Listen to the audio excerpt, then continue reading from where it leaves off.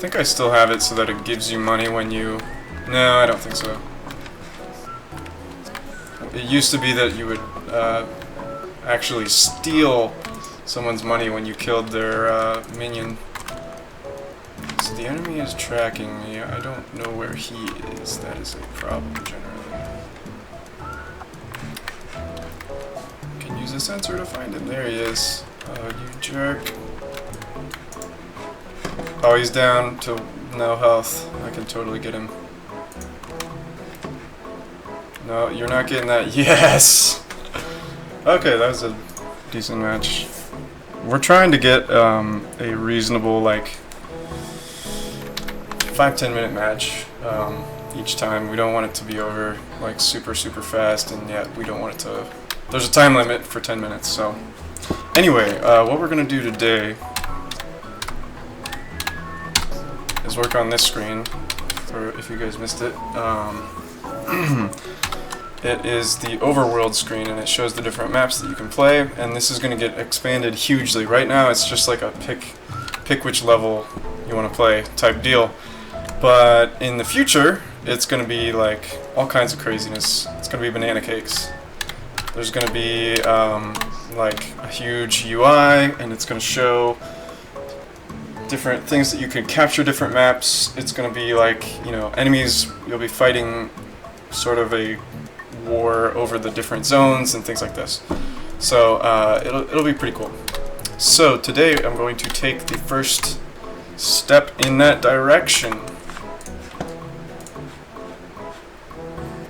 And also I have a time limit. I have to be done at 5, and this time I am actually going to learn how to do a raid. Because last time I tried to raid William Cheer, and it did not work at all because I didn't know how to host somebody, so it failed miserably. So today we're gonna do a raid properly at 5 p.m. and I will get William if it kills me, hopefully. So this is the UI code. I'm just probably gonna mostly stop talking and just kind of chill out and write some code here.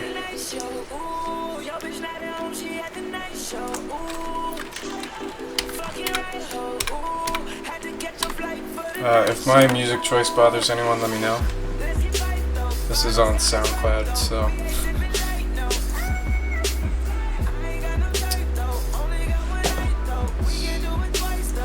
Gotta get in the groove first, figure out where I am.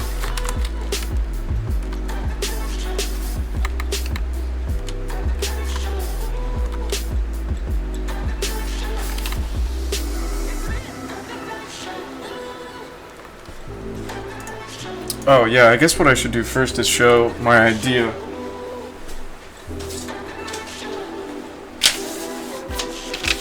Can you see this? This is the plan. My beautiful UI diagram. Basically I want to have 3 screens, and one of those deals where there are 3 tabs rather, and one of those deals where you hit left bumper, right bumper, and you can switch between the tabs. And it's like when the other tabs, when, you know, like say you're on the tab in the middle, it takes up the whole screen, and the other 2 tabs on the side are like off, they're like sidebars, and they have like a miniature version of the information that's shown there normally. So what I'm going to do today is just make the tabs, just make squares, and make them animate as I'm like flipping back and forth between them. And then I'm going to fill them with content later on. So I'm going to do some cool, like, I want like flashing and like animation, like a cool 70s UI where like the box like flashes and expands, and there'll be like beeping sounds and nifty things like that. So we're going to not use this. I'm just going to write a whole new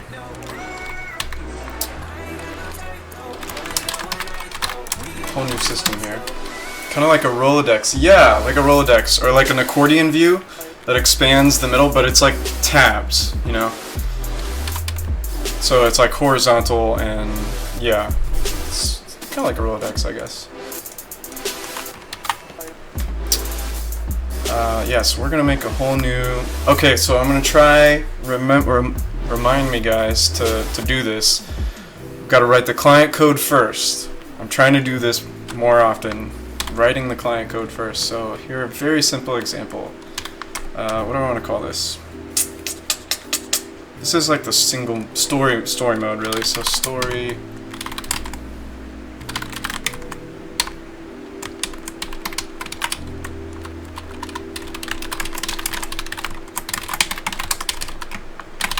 I'm gonna call this.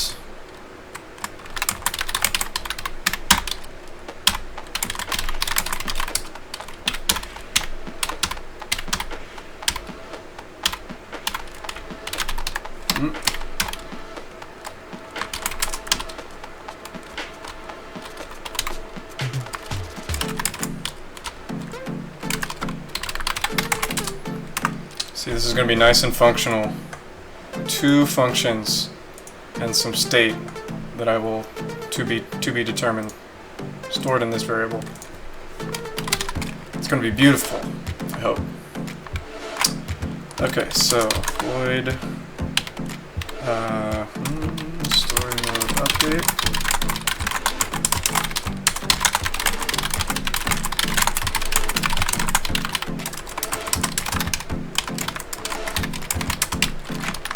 Alright, and actually what I should do, I need probably a new control binding for switching left and right between the tabs, so we're going to do that. Let's see, how do I do that? Controls. What do I call this? Tab left, sure. Tab right.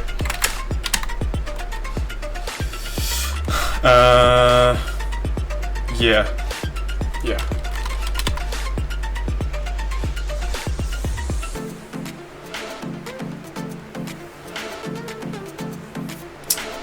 Yeah, alright, we'll figure this out. We will figure this out. Probably change it later.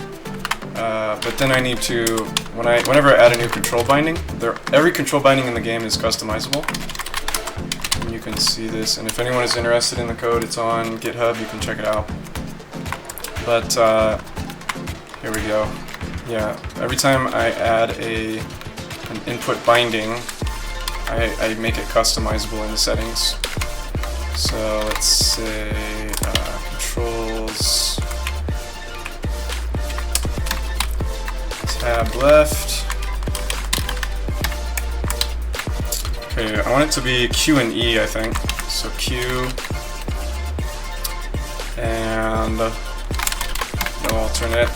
And then on the gamepad, it's going to be left shoulder or bumper. And then for the right, it's going to be E and right shoulder. What are you going to do with the engine once the earning is complete? The engine is very closely tied to the game, so I probably will just I don't try to make the whole engine reusable, but I try to make individual pieces reusable. So like I have a bunch of mesh importing code and animation importing code. I will probably take that piece and reuse it in another game. But I think the idea of reusing an entire engine is, at least for me at this stage, it's pretty overkill, or it adds a lot of work to try to make an entire engine like generic and stuff, that I think, and a lot of times it's just not smart because I don't know what kind of game I'm going to make next. Maybe the next game I make is going to be an HTML5 game or something, like I have no idea. So trying to plan ahead for like, well, you know, this is an FPS engine basically, first-person shooter engine, and the next game I make is going to be RTS. You know, I have no idea, and the engine's going to be totally different. But I could reuse individual pieces of the engine in a new game. So that's the plan, and that's what I think. That's why I put it on GitHub. I don't expect anyone to reuse the whole engine, but maybe you'll find something in there that's interesting, or you'll just be able to more likely just look at it and learn from it, or just have morbid curiosity at how bad everything is. Alright, so tab left, tab right, and then we need to save this also, so tab left, tab right.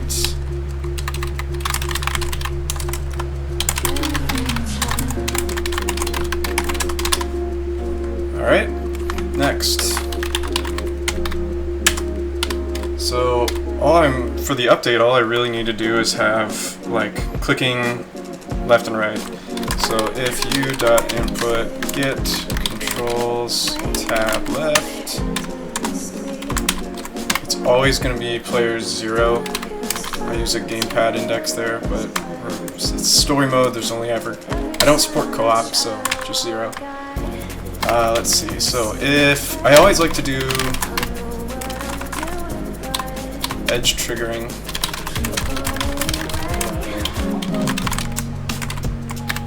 So if tab left was held down last frame, but now it's no longer held down, that's when we trigger our event.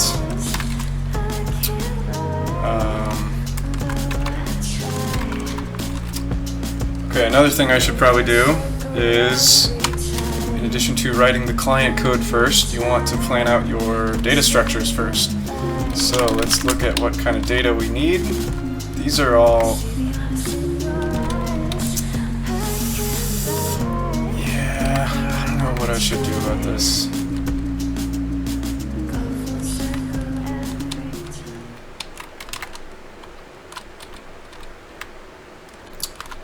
Yeah, we'll just tack onto it for now. Because there's different modes that the game is in. Maybe it's in split screen mode where you're just playing a quick battle against somebody, or maybe you're in story mode. But for now, I'm not going to worry about that. I'm just going to include it in a big data structure, and then I'll refactor it later. So I need to know which screen am I on. So let's make an enum for that, I guess. Screen tab. This is all inside a giant namespace, so it's okay for me to use a really generic name like this. So there are messages, map, and what was the last one? Inventory. 3 tabs.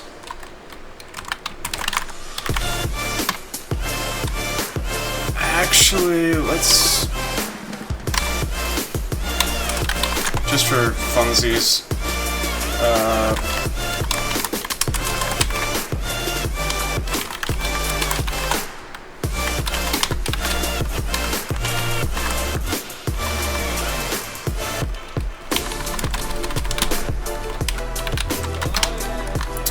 oh, I need to rearrange the structure probably for optimal hacking. Did not think about this.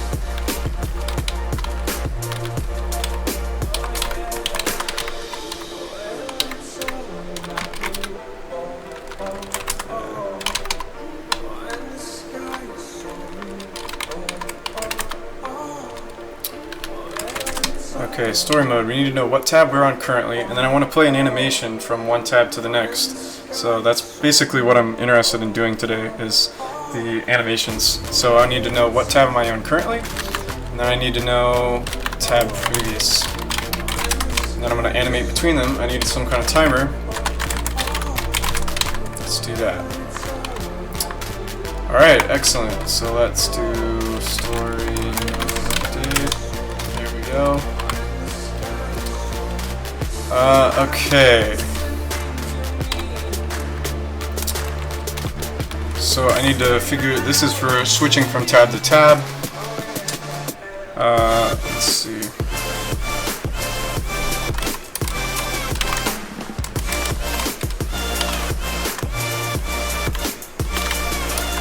It's called data. Story tab equals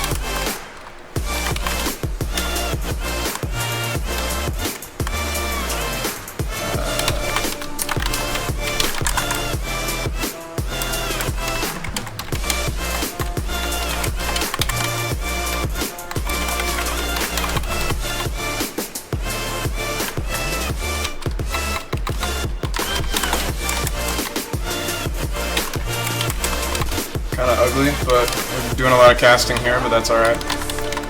And then we're going to do the same thing for the right. I don't think I want it to loop around from one tab back to the other side. It just doesn't really make a lot of sense. Oh, another trick. Adding a separate thing here for the tab, the number of tabs, which is a handy trick in C++ and a lot of languages that use enums.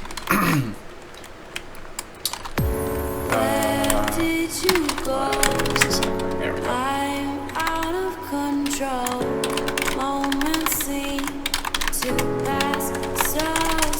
So now I can use that to limit the number of tabs, and if I change the number of tabs, it's going to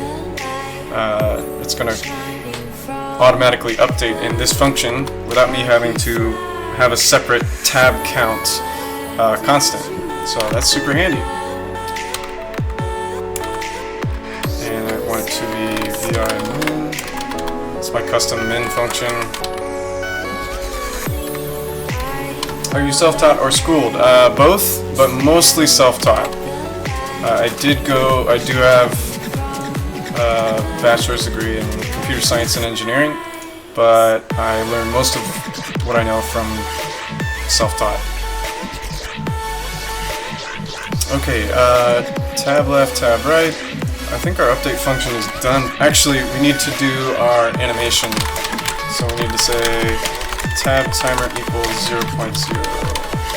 We'll reset our tab timer whenever we switch from one tab to another. And then we're going to need to be counting up our tab timer.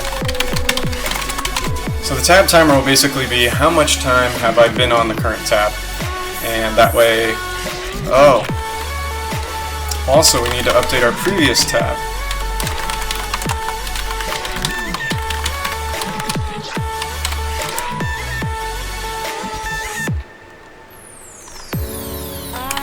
And probably I shouldn't update the tab timer unless we actually changed it. So I should probably do this.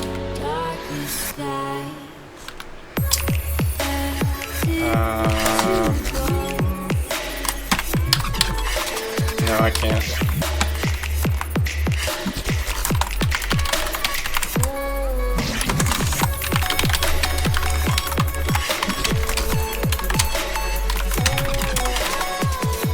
There we go. Cool, so now we have current tab, previous tab, timer. All I need to do now is draw our UI. This is going a lot faster than I was anticipating. I don't know why I thought this would be difficult. I should probably build before I insert my foot in my mouth.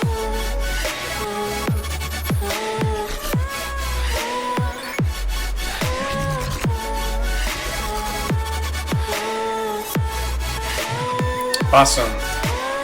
How are we doing here? Dropped frames, zero dropped frames, so I just had a little bit of encoding overload there on my OBS because of the building. It's actually multi-threaded and all that. Alright, okay, so we're going to... Right, first things first, I want to draw some labels. So this file here is a JSON file with all of the UI strings in the whole game. And this is a neat little thing I'll show you guys. So what I'm going to do is add a label in here, tab messages.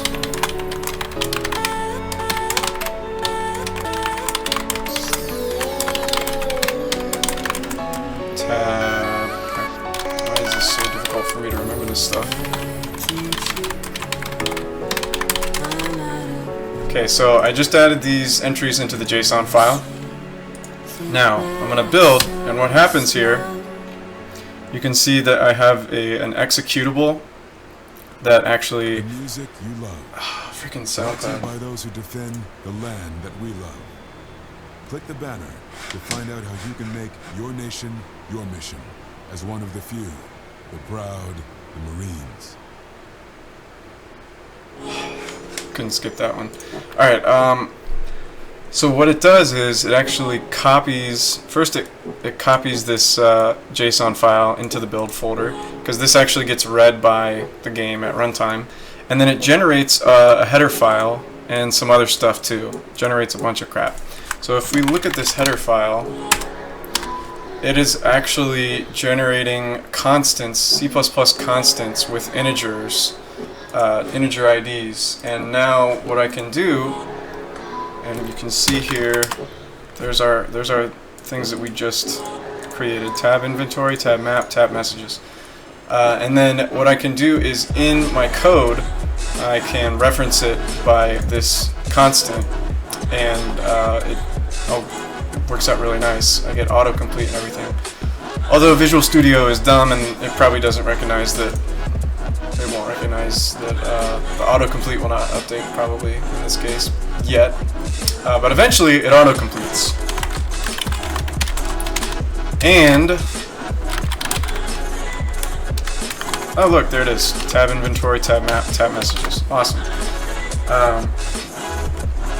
Is the JSON file like UI sets or app delegate on SpriteKit? Just wondering if there are any similarities. I am not sure. I don't think it has anything to do with app delegate. I'm not sure about UI sets. Yeah, I guess the closest equivalent would be like a .resx file in Windows, which is like a resource file with a bunch of strings. I mean, Xcode has the same thing. They have like lproj files, I think, with like localization, all the strings in the game or in the app. But the thing with this is that it actually generates C++ constants that I can then use in here like this, and whenever I want to reference that string, I just use this, and works out nice. Actually, what I have to do is I have to use a function I call underscore that translates this integer ID into an actual string. It looks it up in that JSON file at runtime, so that way you could just swap out that JSON file, and if you had a different language or something, swap out the JSON file and solve your problem. So anyway, I like this because I like passing around integer IDs rather than an entire string. It's a lot lighter weight. So just starting out in C++, what are your summer recommendations to reference for being mostly self-taught? I would recommend, if you really want to know the absolute best, if you're really dead set on learning C++, which you should heavily reconsider. If you're brand new in game development, you should heavily consider learning another language other than C++. But if you're dead set on C++, look into Handmade Hero. That is a daily stream that is put on by Casey Muratori. I think he might even be streaming right now. I don't even know. But he is writing a game from scratch in C++, and I mean from scratch, no libraries. It's insane. So if you want to see great code from a professional, look there. If you are just, what I always recommend is get a book. Go to the library and get a book. So I say that like every stream, but that's always my recommendation. Just because if you go online, you're going to be piecing things together from different tutorials that are they're gonna contradict each other and all these things. But if you get a book, it's going to be start to finish, boom, boom, boom, easy for you to follow. And they are, believe it or not, there are recently published up-to-date books on game programming. So I recommend that, and it's free. So yeah. I can't recommend a specific book because, like I say, things are out of date within a year, so yeah. Okay, let's get rolling here. Right, so just to demonstrate how this system works, here is, I'm going to copy paste some boilerplate to draw some text.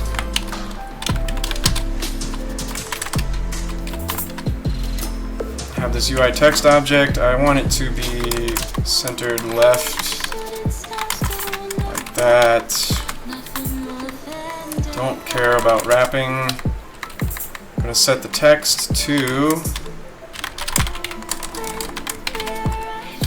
tab map. And I'm going to draw it, right, let's get this viewport.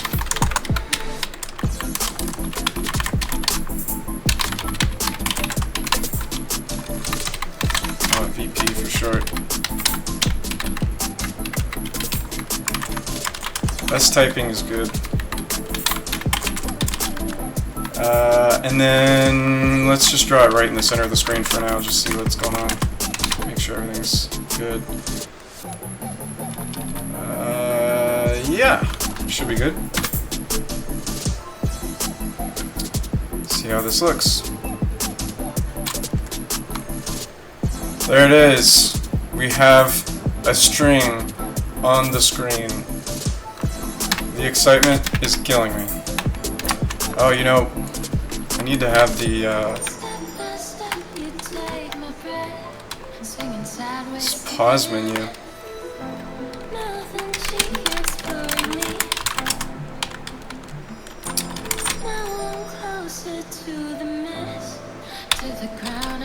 Yeah.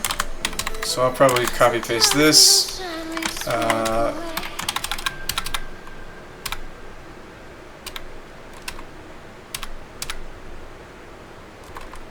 Wait a minute.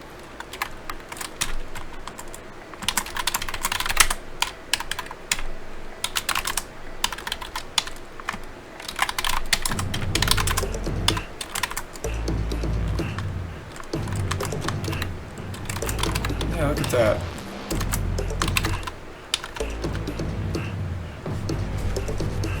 The main menu, the pause menu should have come up.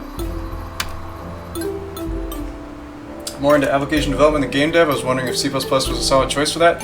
C++ is basically the language of choice for AAA game development and like for serious game devs, but there are a lot of other choices for beginners that are much better, much more friendly. So I would recommend, if you're interested in 2D stuff,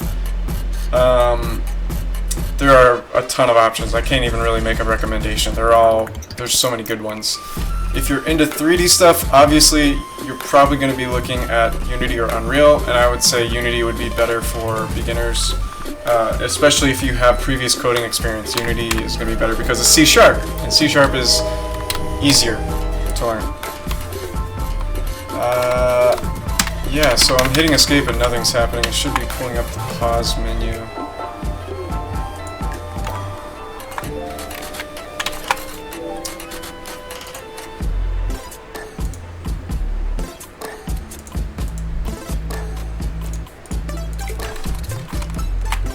It's weird.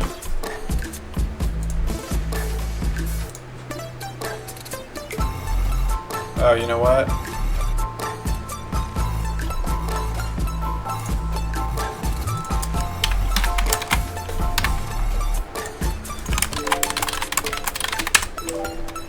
C# is the way, in your opinion. Yes, it is easy to get into for learning. I would, especially if you already have some experience, I recommend C#. What in the world?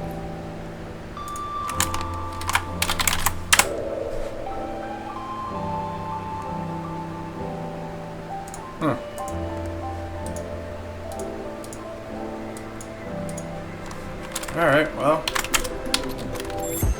let's write it ourselves, I guess. However, for more serious stuff, like there are a lot of reasons that I abandoned C#. Mainly, it's the memory management. The fact that I can't manage memory manually, that's a tongue twister, in C#, or rather, it's difficult to do. And C++ is designed around that, so I don't like GC. I'm a big critic of garbage collection, but that is neither here nor there. C# is great for learning. Okay, in our update function, we need to check if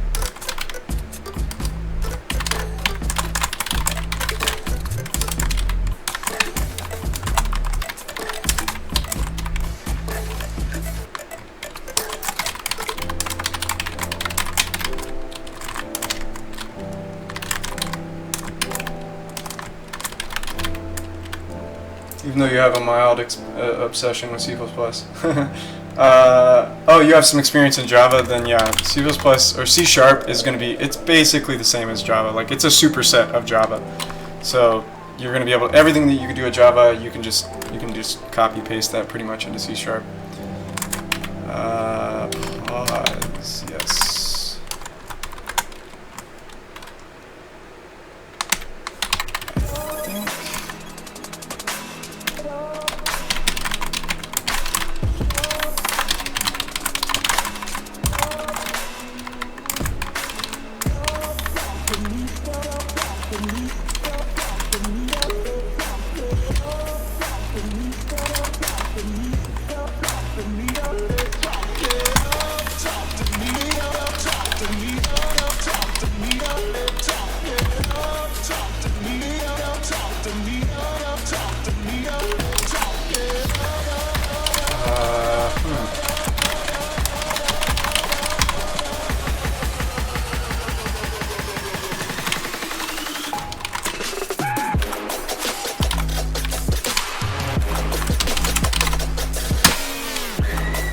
Okay, so this should work.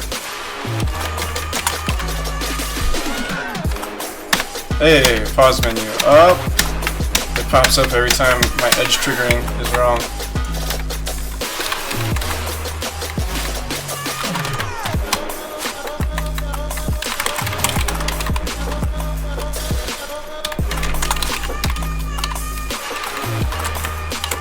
I'm gonna do this like this.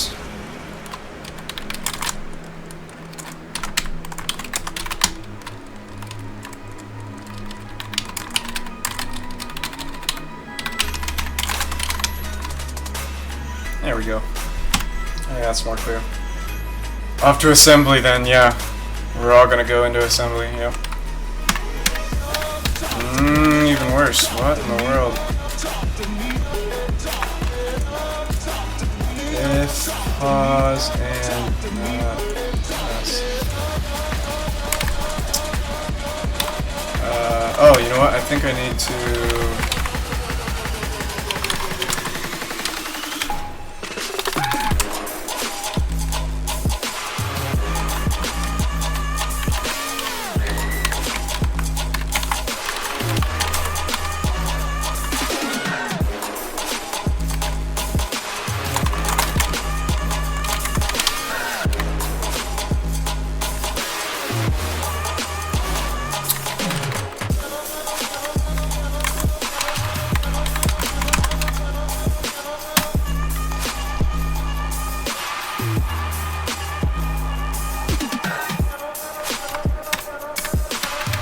How did I do this before? Doggone it.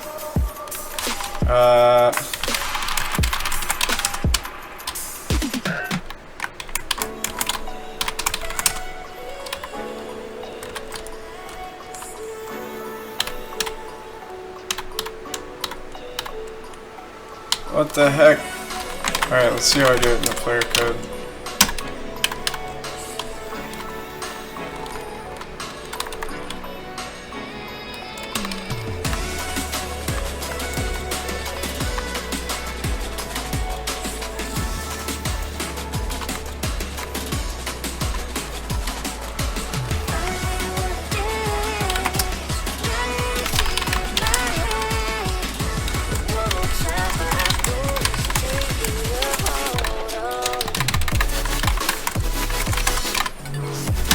Have this cancel event eaten thing, which is sort of my answer to event bubbling. Oh my gosh.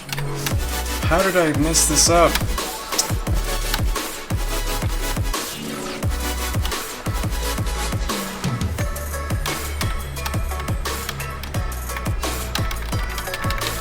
It's like every time I press and then I let go, it comes back right back up because of the way the edge triggering is working.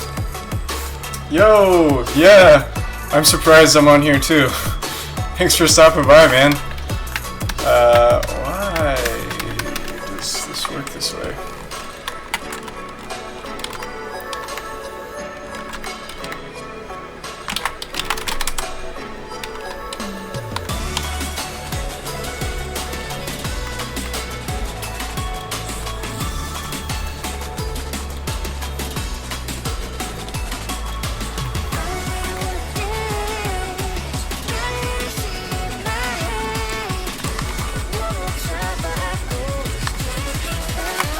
This is terrible logic here. This is like a nightmare. Yeah, and look at this. I have this hack in here. You can see what terrible things I've done with the escape key, because escape does everything. It's pause, it's cancel. On gamepad, it's start. You have a start button and then you have B for cancel. But on keyboard, escape does absolutely everything. Yes, so there is some state issues here where edge triggering, freaking edge triggering every single time gets me.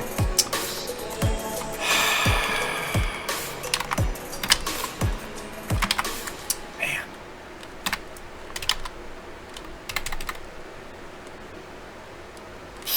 What if I change this?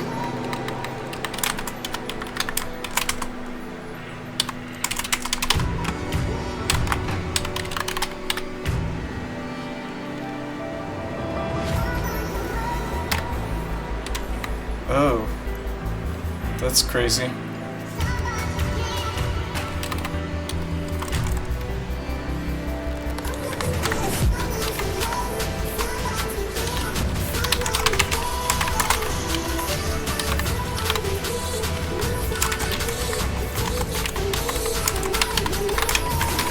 Boolean logic here is about to be insane.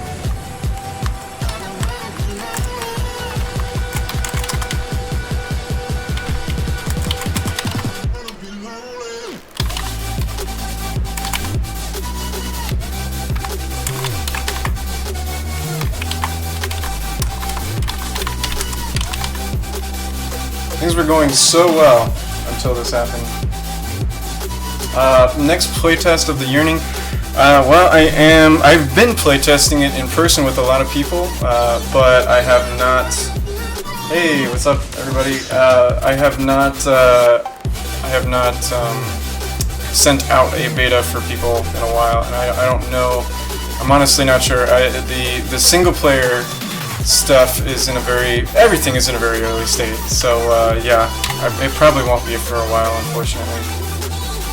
The other day we were just working on the gameplay loop. It was a refactor to clean up state structuring. Yeah, refactoring and state structure, all that good stuff. Yep. Do I speak French? No, I don't. I don't speak any languages, unfortunately.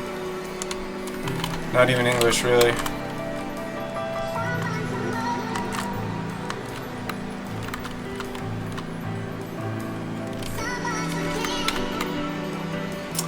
Okay, I think this is going to work.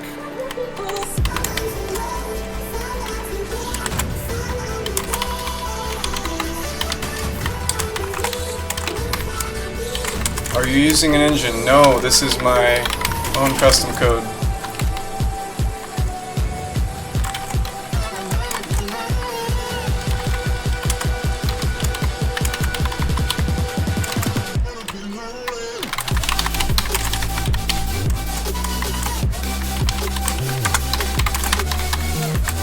So many parentheses, my gosh.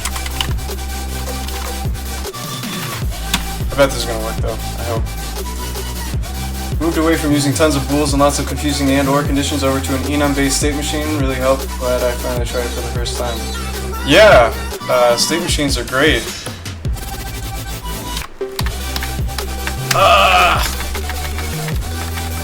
It's just that I don't want I don't want to store any state in this case. Yeah, I totally know what you're talking about, and definitely enums and like state machines. That's definitely better than a bunch of booleans for sure, because each boolean actually increases the state space by twice. It doubles the amount of states that your game has. Whereas if you use an enum, every time you add a new entry in that enum, it's just one new state. So I definitely recommend that. That's definitely good advice. But in this case, I don't want any state. I just want it to be edge triggered.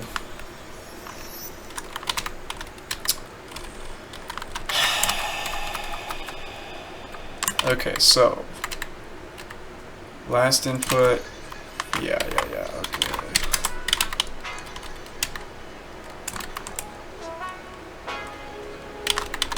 Oh.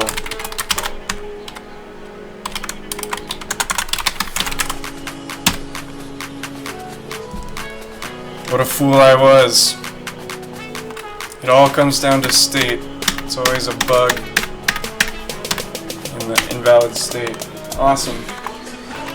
I think there were some intentional precedence bugs. Assignment has lower precedence than and in comparison higher. Yeah, I don't think that was the problem. It was just... it is extremely complicated and weird and awfully written, this stuff. But it's actually correct in this case. Luckily, just by sheer chance. Couldn't retrofit it any new state, so finally refactored. Yeah, enums are awesome for that, for sure. You always just want to pick the right abstraction to make it work, basically. Okay, so we're actually going to draw stuff now that we're done dealing with the pause menu. We have a single label on the screen that says map. Super exciting. And what we're going to do is we're going to... I want a tab system. So I'm going to make a define here, which is...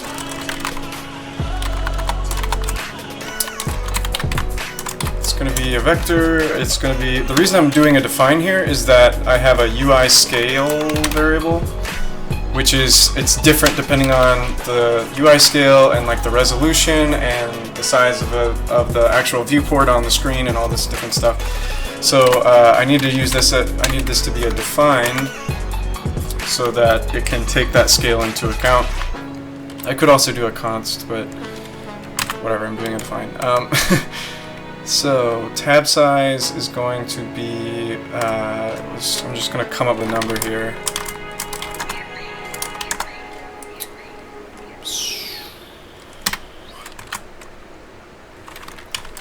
I need to know what the text size is.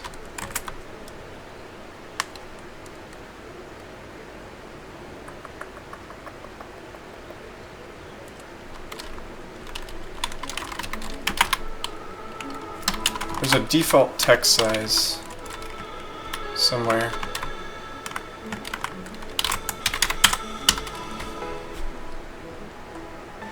$16. Let's make that a define so I can use that elsewhere.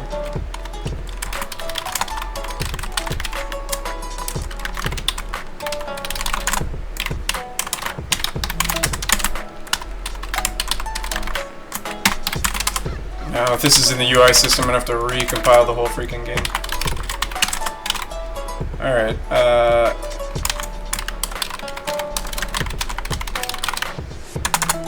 let's have some padding.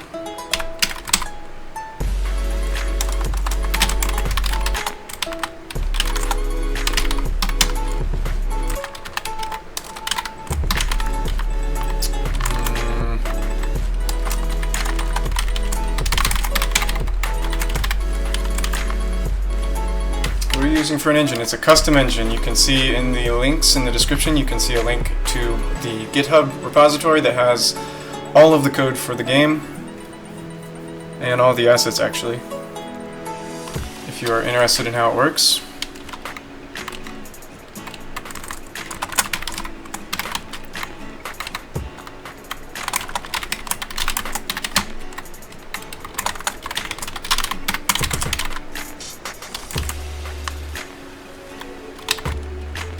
Alright, so I have some kind of concept of a tab and some padding and crap.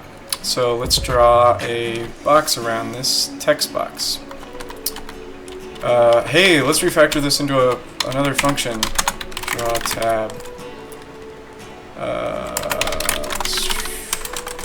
Label. Position.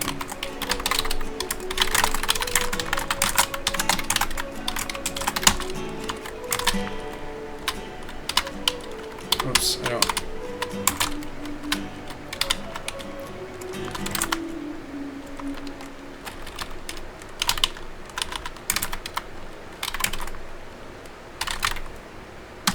Actually,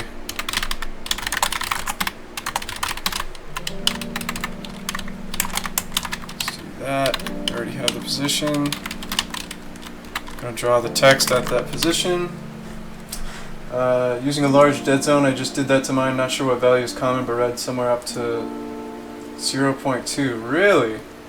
Yeah, I've had issues with dead zones because I find it really, at least on the Xbox controllers that I have, like when you flick it up, it really comes back hard and flicks back down, and a lot of times it'll, like the UI dead zone is different from the normal dead zone for like the game for gameplay. I think my normal dead zone for gameplay is like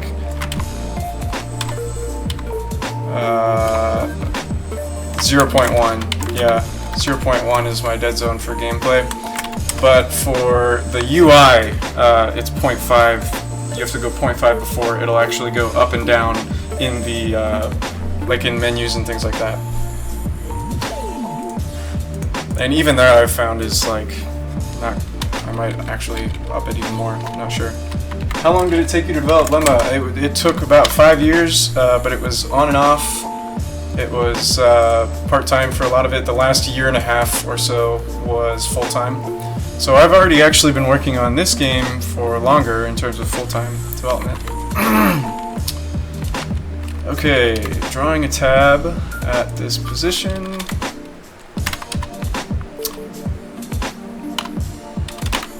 It's tricky. Okay, the position is going to be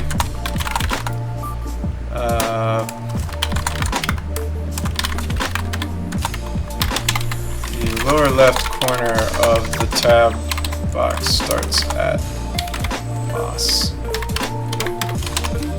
Okay, and so the tab itself, the box of the tab, is going to be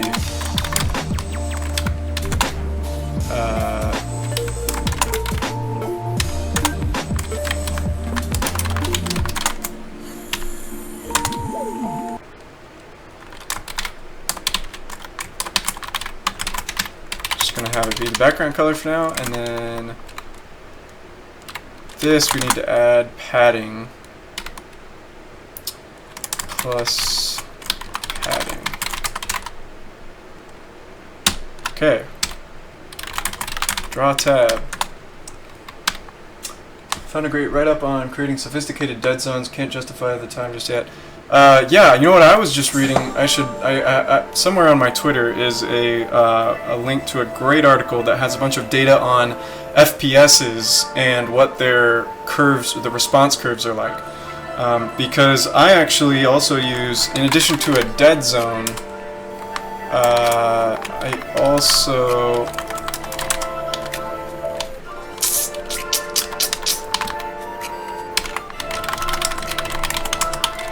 where is it?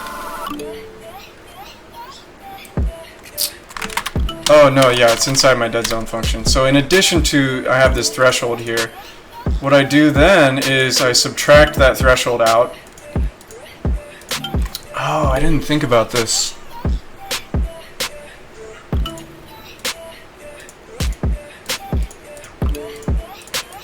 Oh no, this is fine. This is fine. For a second I had an existential crisis there that my...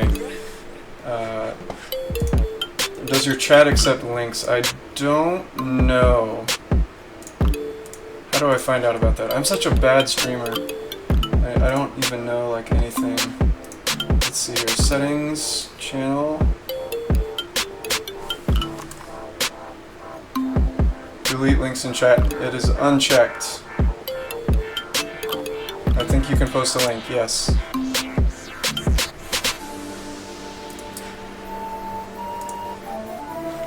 But anyway, yeah. So I actually use a quadratic response curve on the gamepads. So when you max out the gamepad at 1.0, then you know it's 1.0. That's great. But then in between, it's actually a quadratic response curve. And then also I have a bunch of other stuff in terms of when you start moving the gamepad, the speed actually ramps. The speed actually ramps up from 0 to 1.0. Over the course of, depending on the game, it changes. So they had a bunch of, this guy did like some,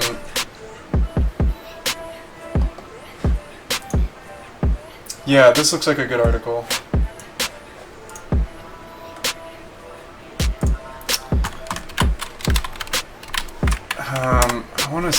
wanna see if I can look up what the thing that it is that I have. Because yeah, this is good. This is basically, oh, the dead zones. Yeah, I'm not doing this right. The radial dead zone. I'm not doing that right.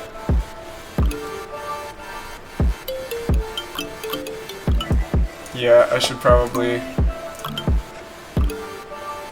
Oh yeah, so he's doing a curve also. Gotcha.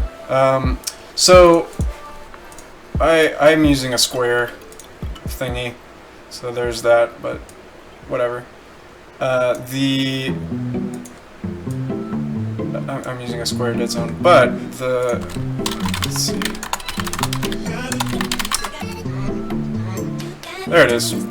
I remembered exactly what the words in the tweet were. This article, I'll paste it for you guys. Fascinating article, but this guy goes through all these games, popular first-person shooters, and he graphs the response time, the speed of rotation of the camera over time. And he does it for different sensitivities, and he does it in different games and all this stuff. And it's pretty crazy. Let's see. Oh right, yeah, this is rotation angle. They freaking had a experimental setup where they measured it using some kind of video software. But yeah, so the speed ramps up from 0 to 1.0 in the first 0.2 seconds in Call of Duty, and then in Battlefield it's linear, which is not good, I think. And then in Halo it's actually, yeah, it's crazy. I recommend reading this. It's really interesting. But I'm using a similar system to that, and it helps it makes it feel a lot better. Anyway, tangents.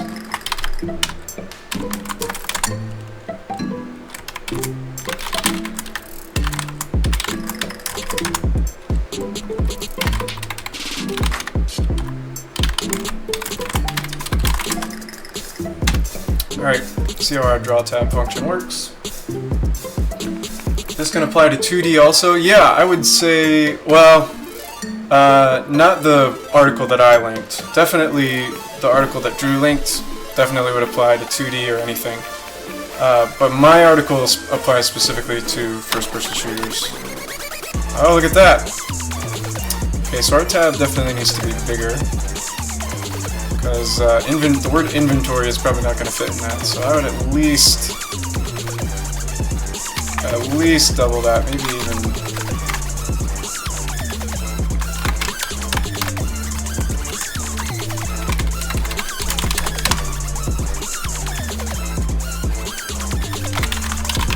See how the word inventory is going to look in this tab. How are we doing on time? Okay, I got to finish this by 5. That's my schedule. That's better. Could use even more padding, actually. No barrier is too big for our nation. Or our Marines. Click the banner. Oh, these ads. Make your nation your mission. This game not brought to you by the Marines.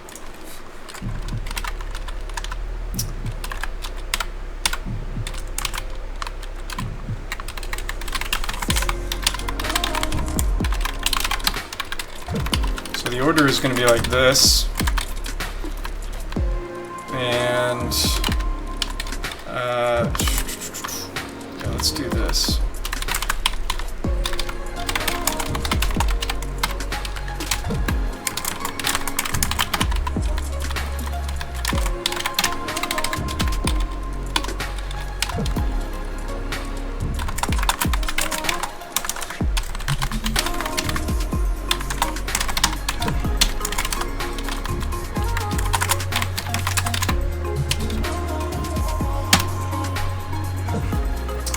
Yeah, I'm using SoundCloud for music, so that explains. I'm sorry, I apologize for the ads.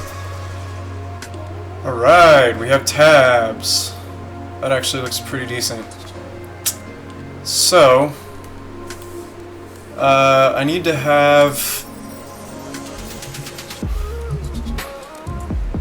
figure out where the spacing of the whole screen here.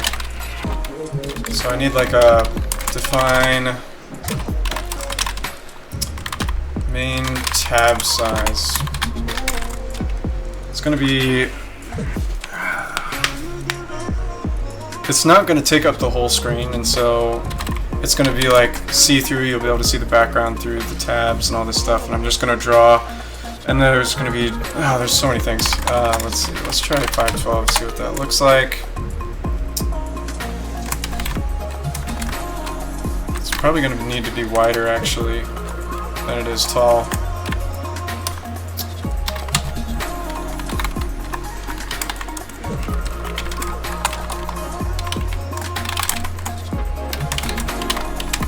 Main tab size.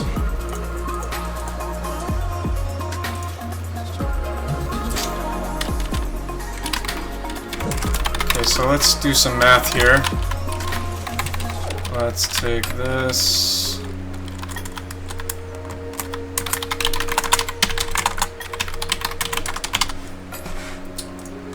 Yeah, they added ads. They didn't used to have them.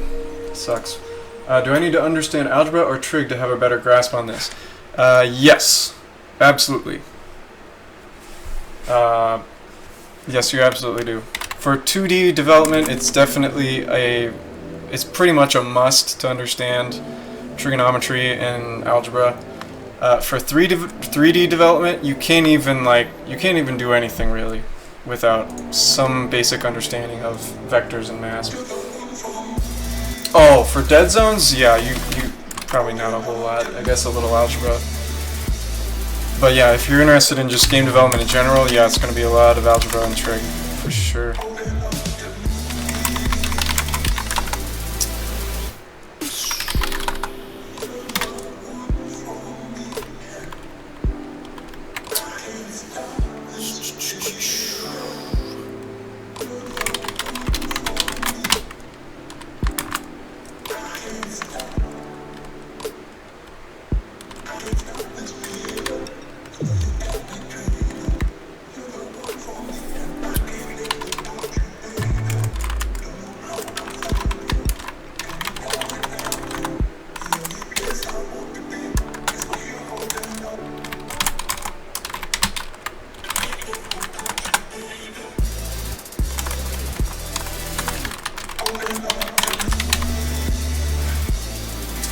You can does the trig thing if you use something like Unity to develop games, since a lot is built in and made friendlier.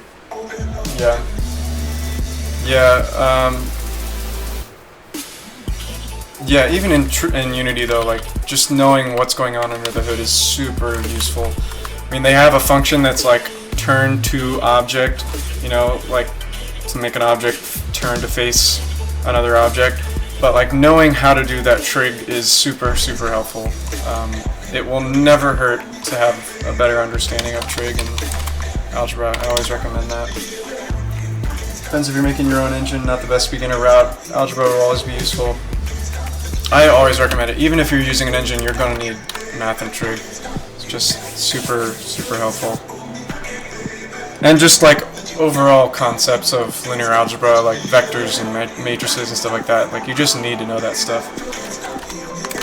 Quaternions, you don't have to understand totally how they work, but like knowing what they are definitely is critical for 3D. Alright, so tab messages. What am I doing?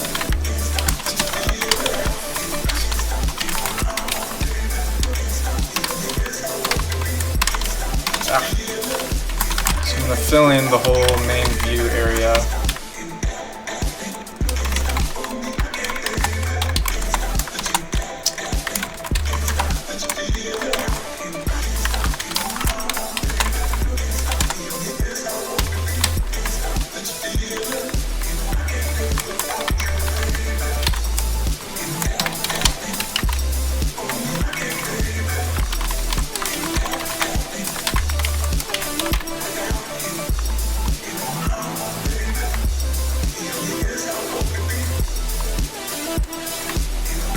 If you know what a quaternion is, you can realize when you're using them wrong.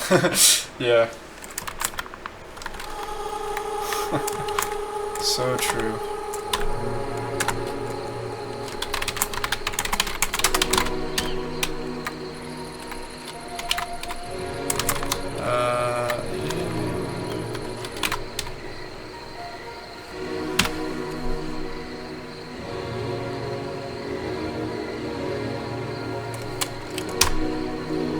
Oh, interesting. I did my math wrong. Look at that. It's in the lower left corner. Oh, yeah. So I guess I start at 0. So this would be bottom left. Back to top left equals bottom left plus main view size.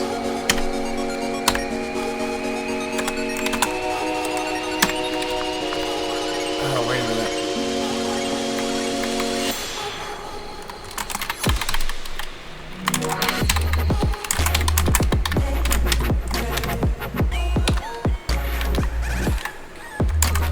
Oh, this is confusing. Bottom left of what? Bottom left,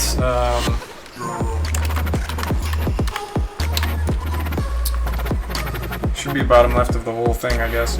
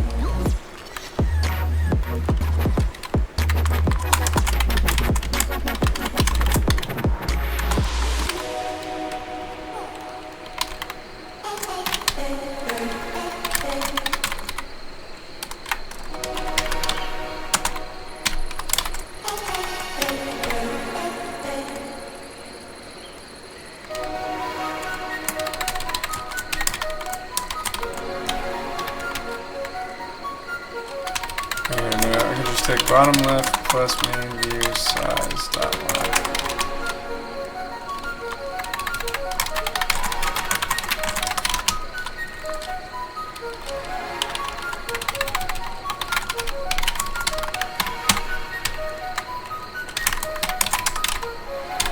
Okay.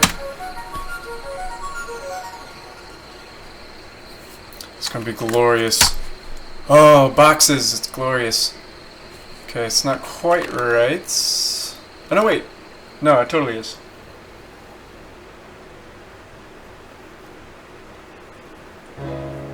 Yeah. Now, instead of actually filling in the box, I want it to be a border. Let's see. The border is already scaled by the UI scale automatically.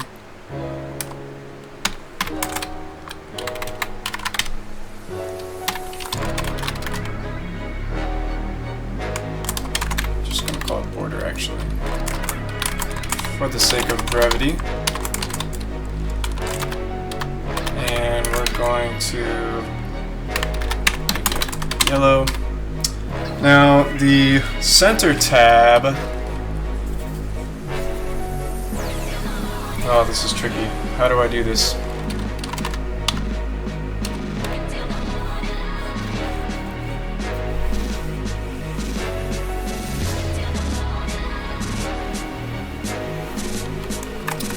Probably I should have a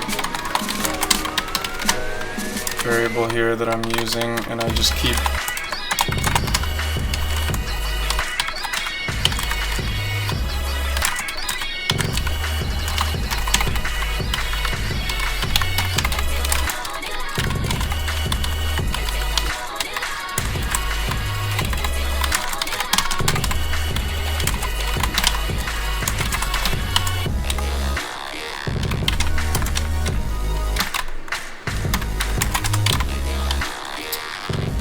and I should probably do this.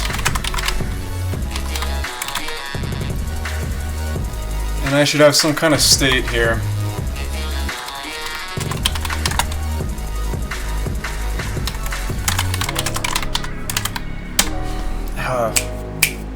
I need to plan this out though.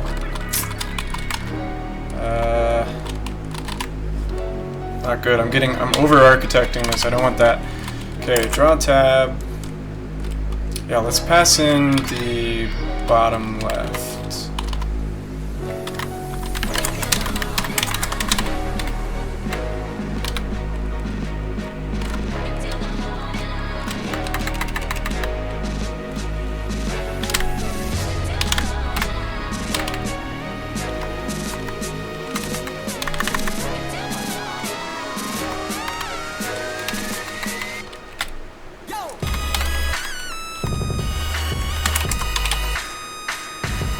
Basically, I want each tab to have a border around the main area and then the tab at the top.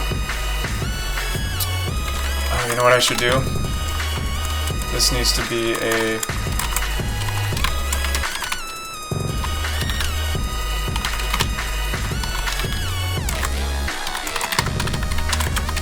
Whenever I make a variable, like an in-out variable, I always make it a pointer. That way I know that it's being written to. Use reference if it's supposed to be read-only. Okay, so we have this position. It's at the bottom of the screen. No barrier is too big for our nation or our Marines. Click the banner to find out how you can make your nation your mission as one of the few, the proud, the Marines.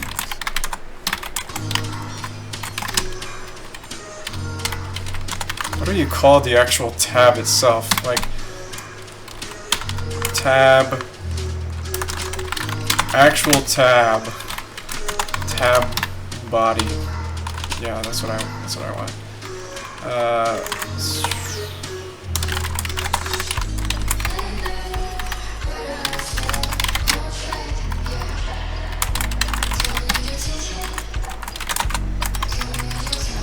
Hopefully you can get Visual Studio for Mac. You can get Visual Studio Code, which is mostly for web development, I believe, but they're expanding that. But yeah, I don't think you can get Visual Studio for Mac, unfortunately. Because it's very unfortunate because Xcode is awful. Just awful. I spent the summer teaching people how to make iPhone games, and Xcode was just a nightmare. Like the amount of crashes is just unfathomable.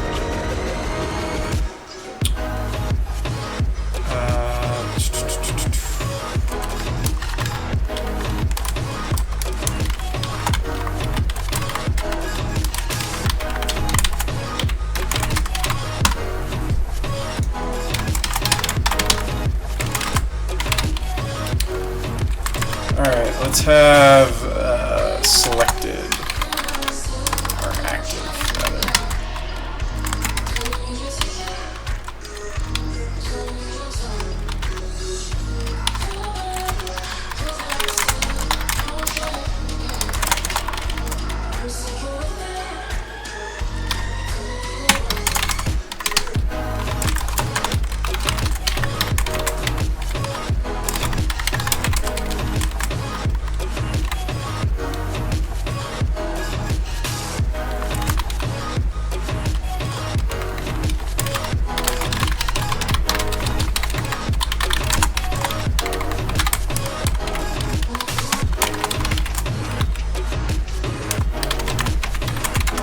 Xcode is tolerable at best, but abhorrent at worst. Yes, that is a very accurate statement, indeed.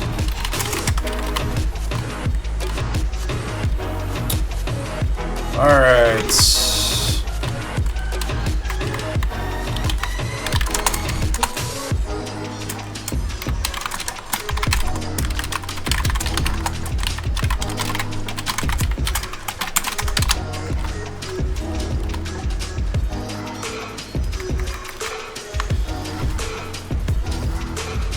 I don't know if I should change the way this works. We'll just see how it goes. Okay, first tab is going to be active, second tab inactive, third tab inactive. Shame there aren't any better IDEs besides IntelliJ. IntelliJ is cool. It's starting to feel a little bit what's the word I'm looking for? Bloated, like a little bit reminiscent of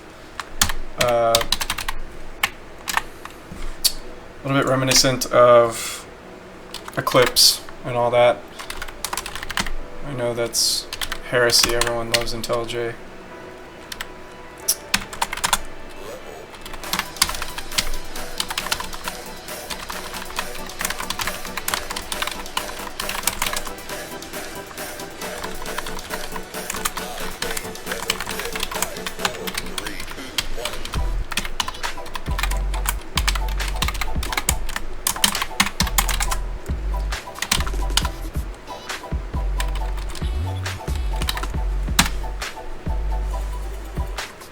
Macs, yeah, there aren't really that many good IDEs in existence, really. Okay, this is not quite what I was wanting.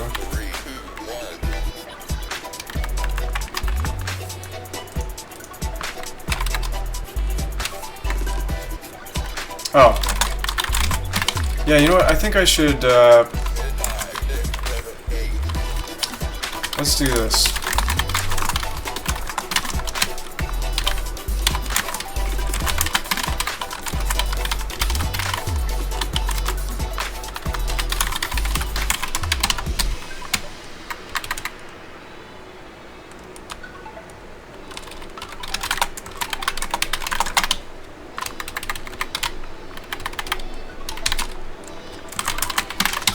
Keep the branching to a minimum, mostly for my readability's sake.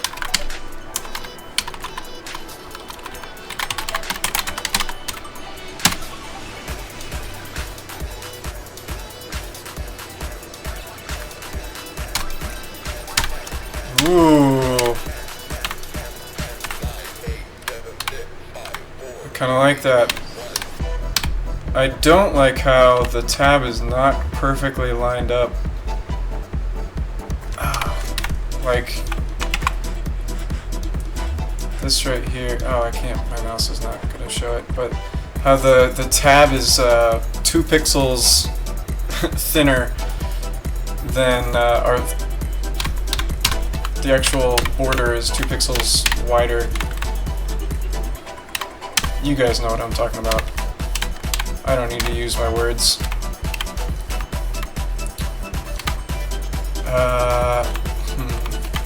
So I guess it's not the end of the world for now. But I need like a prompt on the left and right to say use these keys to switch back and forth.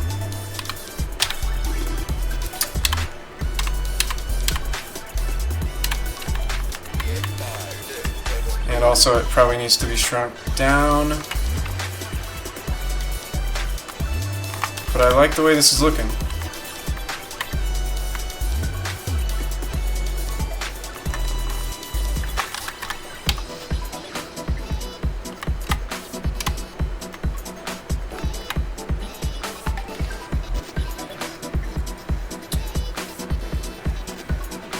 Maybe even smaller. I don't know.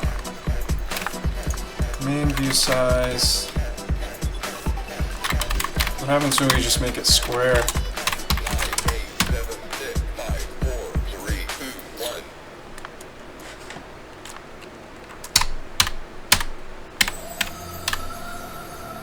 See, I don't know about that then.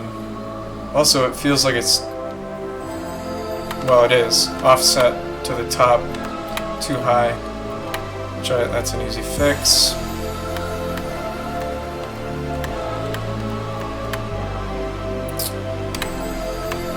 But I don't know. Yeah, I wanna go back to the wider. But I need to draw prompts on the left and right. Leave more breathing room, you think? I don't. It definitely needs to be moved down. I know that much.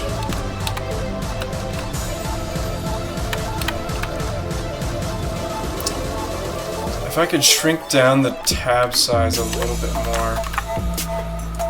Let's see, 196. If I could bring it down to like, what's another good computer number?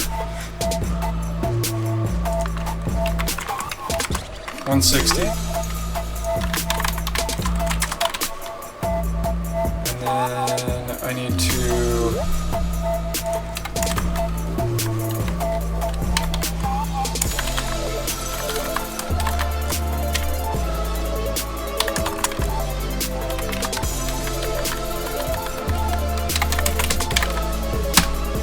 try that. Space them out from each other more. That's a good point. Yeah, that's better. Those are thinner now. I like that better. Definitely could use some more spacing. Always can use more spacing. Times 2.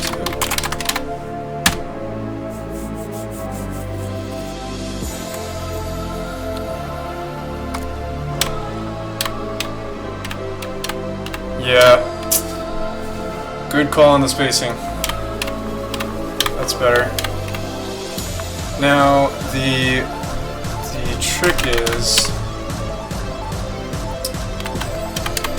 I want to have on the left and right sides of the top tab bar there, I want it to say like Q and E to go left and right, or you know, left bumper or right bumper to switch tabs. However, I guess I could show it above.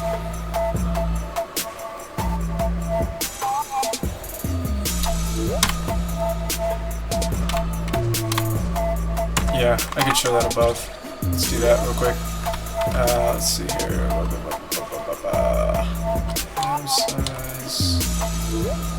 Yeah, let's move this whole thing down.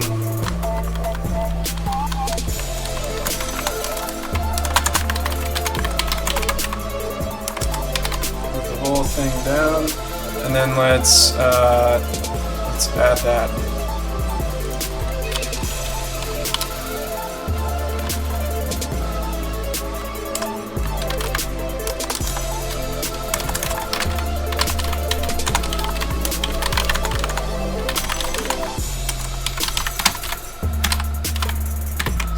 Copy paste my text label boilerplate, and I'm gonna make it centered. Oops, this one's centered. And I'm gonna make it white. And I'm gonna make it say, oh, I need to.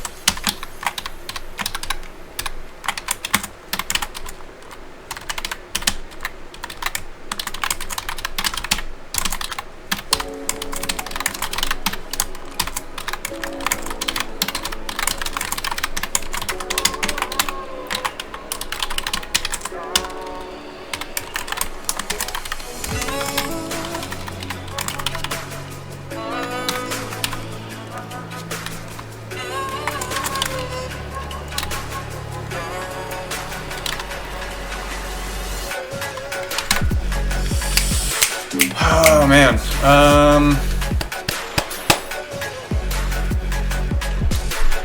because I'm going to animate this pretty soon.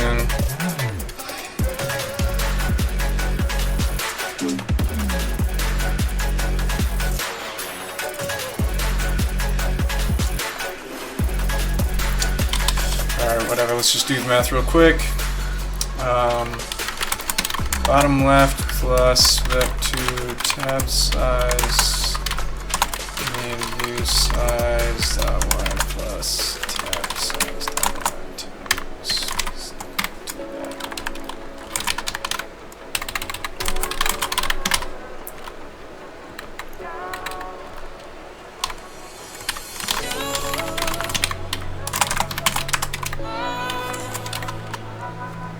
See how that looks? Might be too high. Yeah, look, it's almost off the screen there. Let's just make it that.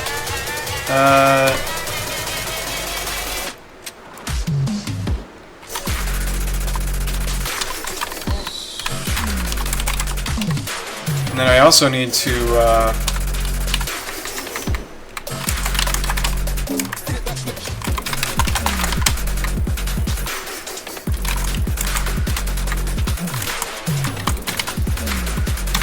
whoops.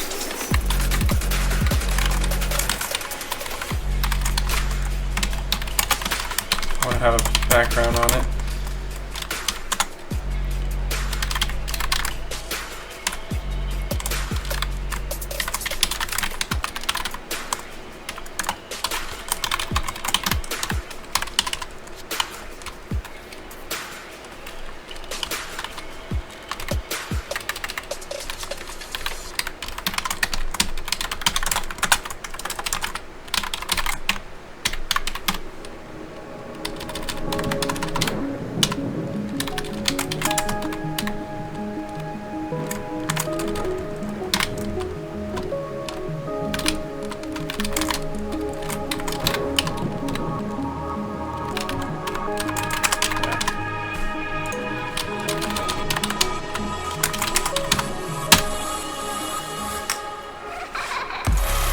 vanished for a minute. You should probably get that looked at. Sounds pretty serious. Ah, whoops.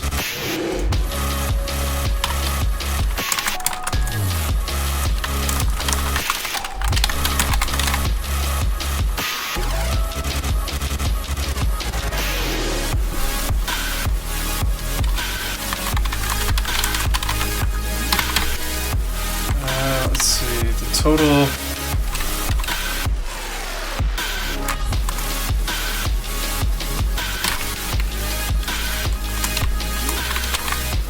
size would be, let's see, main view size, tab size times 2, and the height is always main view size dot line. Oh, but there's padding in between.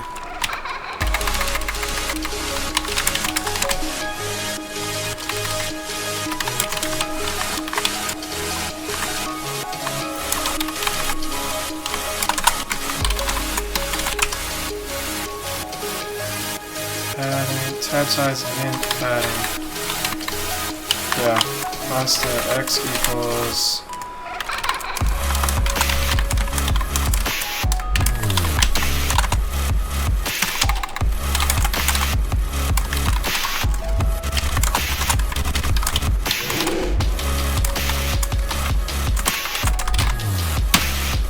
should be right.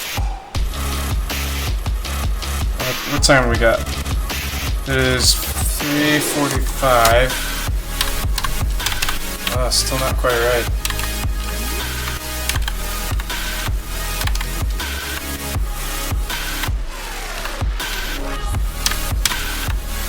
It's looking better.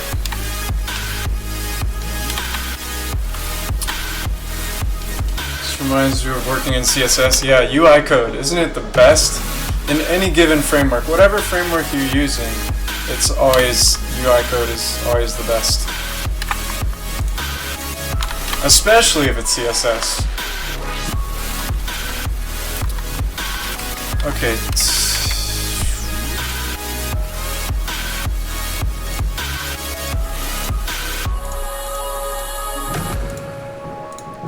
Total size is wrong, I feel like. Why is that?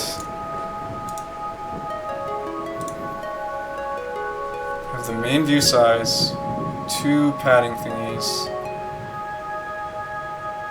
2 tabs. It should be right.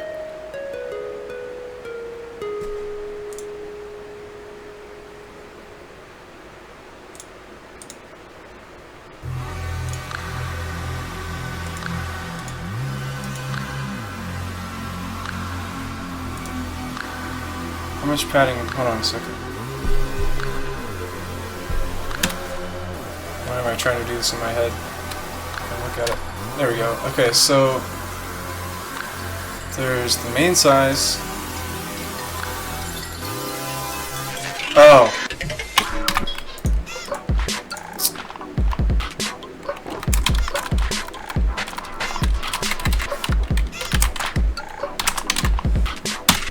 Right.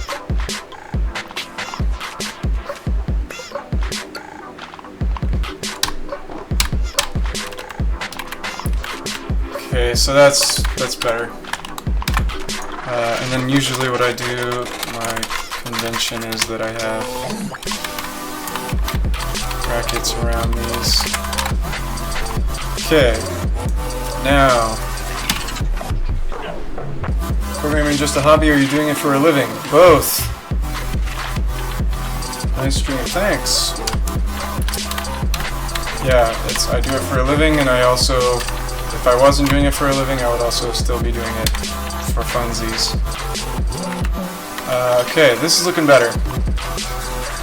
Let me make sure left and right bumper actually work. Not that controller. Yes. Excellent. And oh no!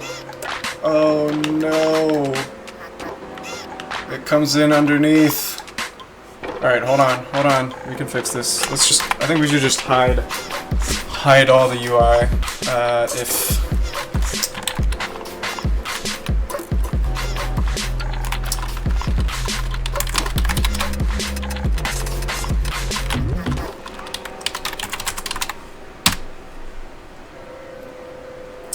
Did you study computer science or something like this? Yes, computer science and engineering.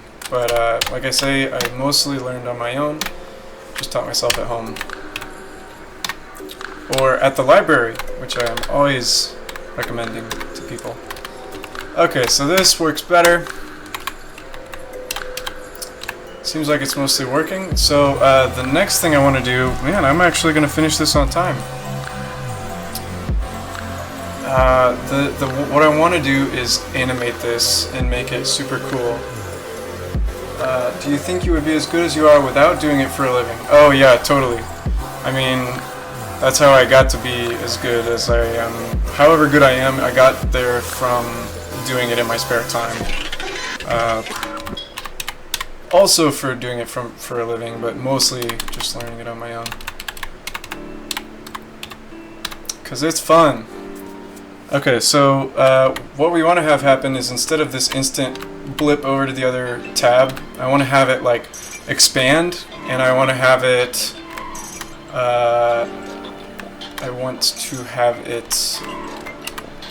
flash also, like flash white.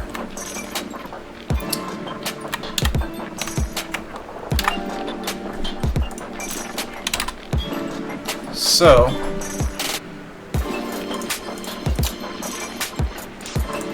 how do I do that? We have everything that we need. All the state that we need for this is the, what was it? Previous tab, current tab, and the timer. So let's first make a time tab, animation time. Half a second is usually good for these kind of animations. You don't want it usually longer than that. And then we're going to have to change our draw tab function. So, not a whole lot though, actually.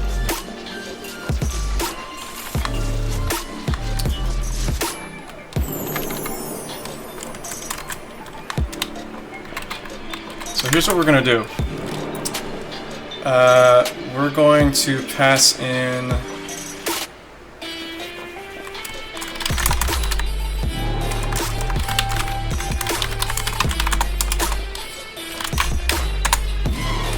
current state.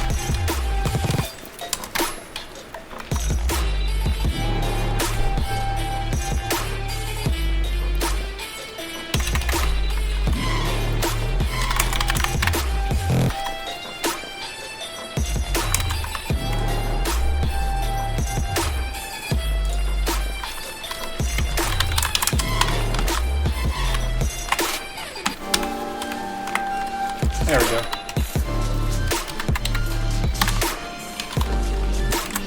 I'm going to call it data.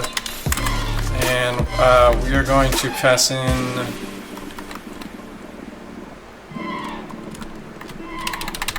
which tab it is. So we're going to say tab.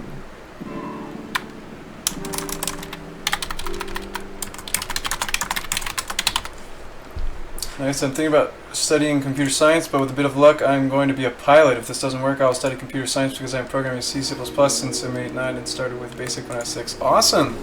That's great. That's when I started. I was like really young, and yeah, you have a head start. I mean, whatever you want to do. Like, if you like programming, then yeah, I say go for it. Or if you like flying more, then that's cool too. I'm loving every minute of this fast life. Baby, take my hand and I'll show you paradise. Gonna dress up, mess up your mind like I don't give a fuck. I'm into deep, and I can't stop dancing with fire, dancing with fire. It's a sick dream, and I can't stop dancing with fire, dancing with fire. See, I wish I could do this. requires an initializer. That's so annoying. Because now I have to change this to a variable, or a pointer. If I want to make this more complicated. Freaking C++.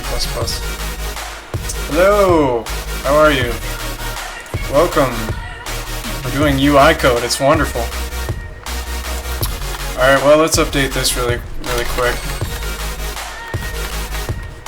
Let's see.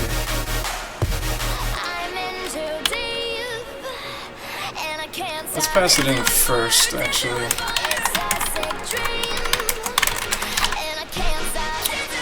Thank you guys, everyone, for stopping by and watching and everything. Oh, I see. Yeah, then programming will also be a nice hobby. Yeah. Yeah, man. If you're into programming, and it's like, it's a good hobby for sure, I think. I mean, if you're a pilot, I don't know, do you want to be like a fighter pilot or something, or do you want to just commercial airlines, or what? I mean, regardless, I think it's a great hobby. I think it's a great way to make a living too, but also a great hobby.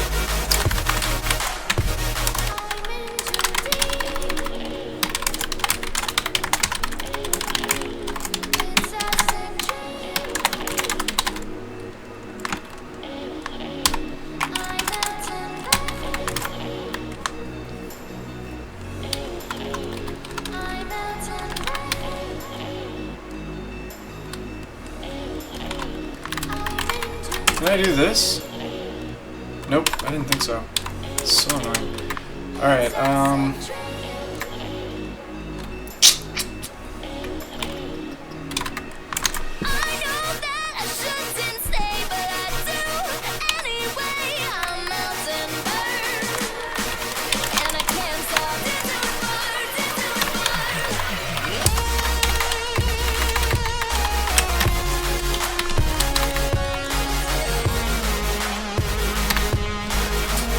question, where did you learn all that stuff? From a book, from lots of books. A lot of stuff on the internet as well, but I recommend a book if you want to learn programming. Just go to the library, get a free book, make sure it's recent edition, up to date, and all that, and just read it start to finish and like follow along and do your own stuff with it.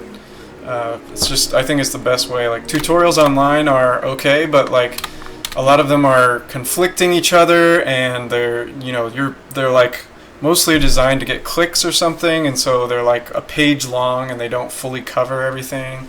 So a book is going to teach you from start to finish. You just follow it all the way through and you'll learn a bunch of stuff. So I always recommend books. That's how I learned. Pilot or programmer, you got to have a good head on your shoulders. Yeah, both are forms of engineering. Yes, very true. A lot of the same skills will be overlapping in piloting and engineering.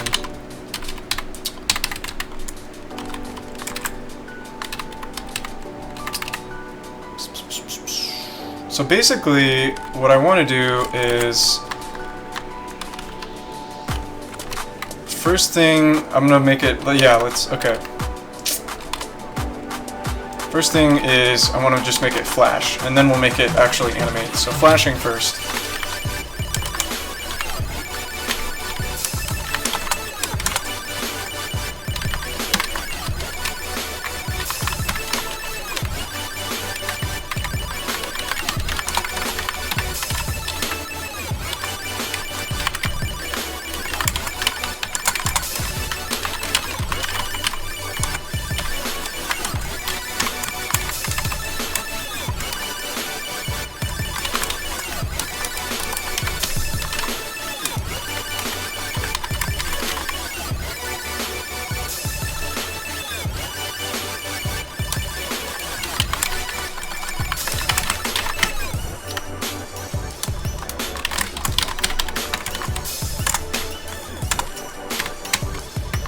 This is going to be a massive string of tertiary or ternary operators.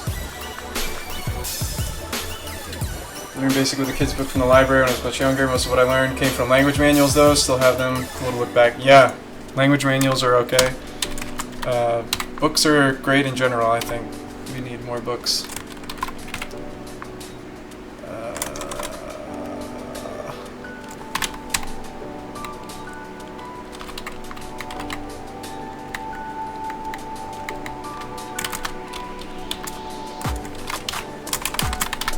guess I don't want to draw it at all if I'm flashing it.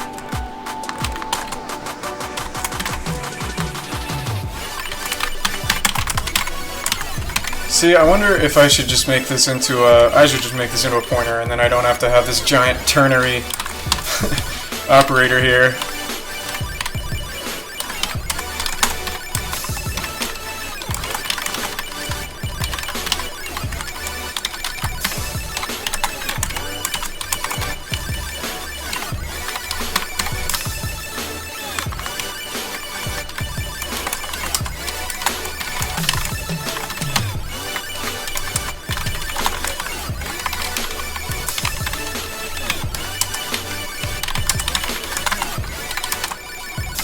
Oh, yikes. Shoot. Can't do that.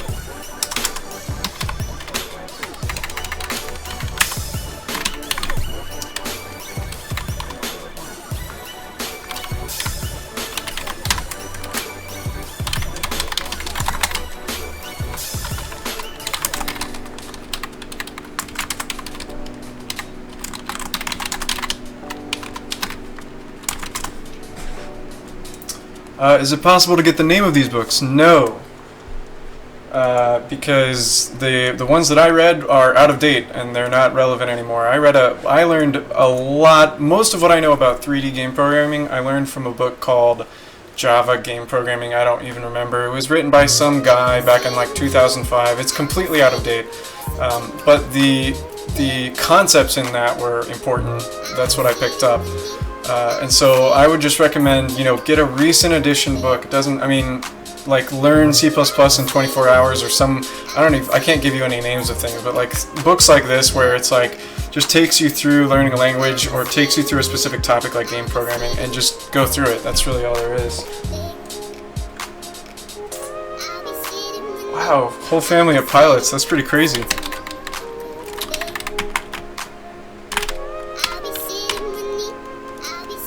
We have a small issue here, which is that this.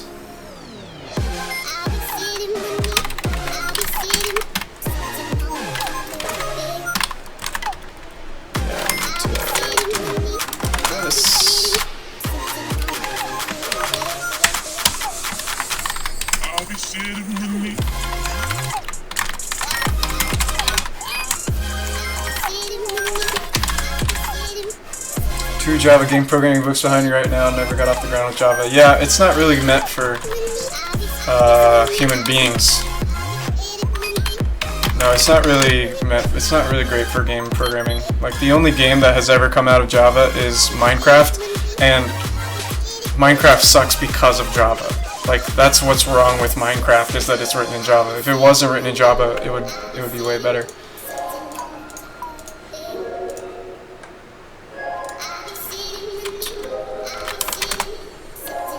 Let's see, UI, what am I doing? Oh.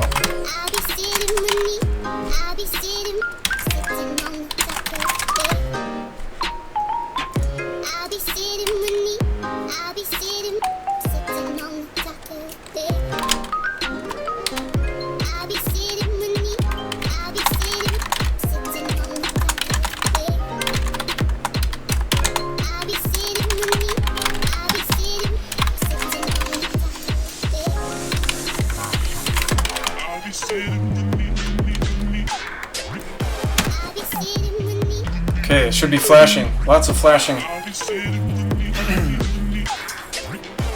That's when you draw. Oh, QBasic, C, C++, VB6. Nice. Learning all your C# from the internet. Nice. Yeah, it's a way to go for sure. Oh, cool. It's a bit excessive.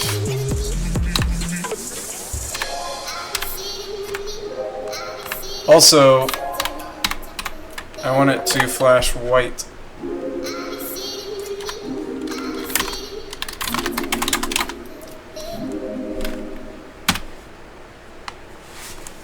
I think it might actually be okay once we have the other animation in. Oh, that's way better. Flashing white is way better. So at this point it's kind of pointless. Feels like the animation is taking too long. But I think it'll feel better once we have the scaling of items. So Blink, yeah, sorry guys. If anyone has epilepsy, this might not be a good time to watch right now. Alright, so this actually will be pretty easy.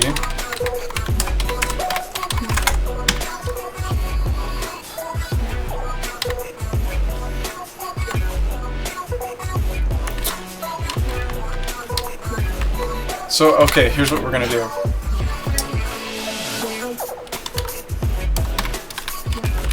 The width is the thing that gets animated, so that's the important part. So we're gonna say width, and the height is always the same, right? Yeah, main view size dot y. Not really starting with dev. I've already done a bunch of SFML games, but now I'm interested in 3D game programming and all the concept that comes with it. Okay, all right, yeah. Awesome.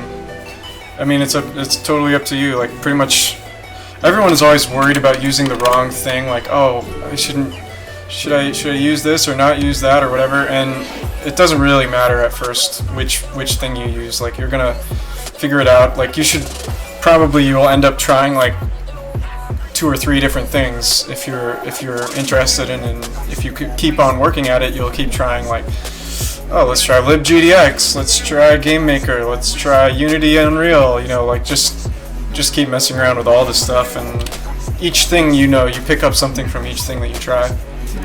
So I would say it's not a huge deal what you start with. So it's great that you already have been working with SFML, that's awesome. Why are you standing while programming? I have a standing desk, I like it. You burn 57 extra calories per hour or something by standing, and it's better for your back, and yeah. I got to the point now where if I'm sitting down, I can't really think straight, so I kind of have to be standing. It's kind of weird. Alright, let's see.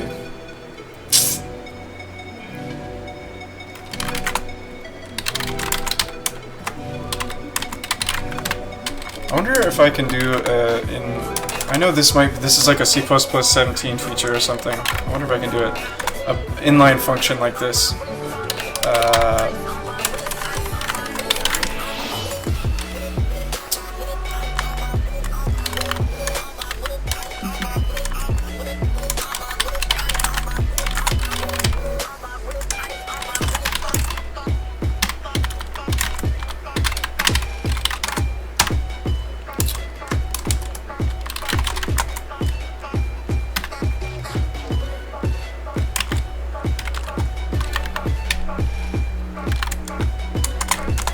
See, this would be super handy. But I feel like C++ 14 has this, but it's like a weird freaking closure syntax that I don't want to deal with right now. Yeah. Gamasutra is a great resource for sure to look into.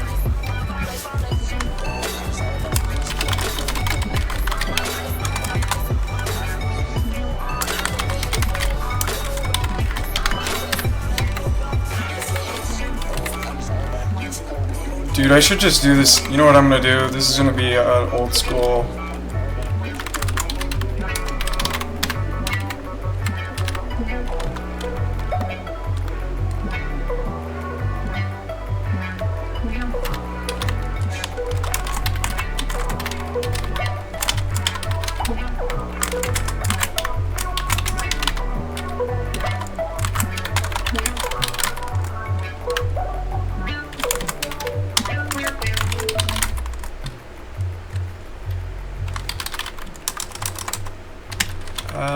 Wait a minute.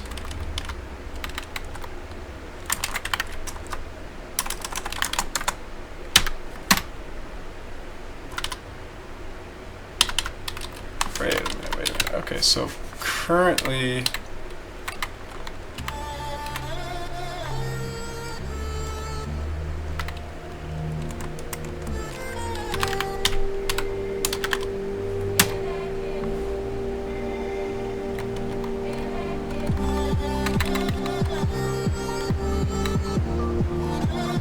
Oh, this is confusing.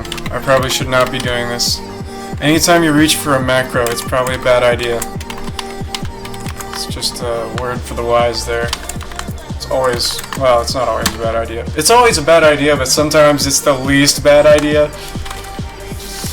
Let's see here. What do I want to do? I want to calculate the... This is the width... Alright.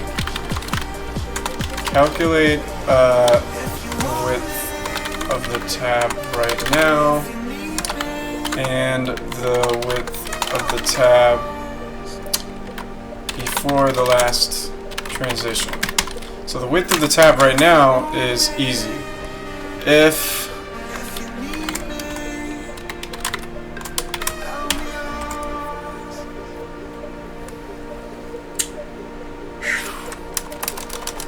data.tab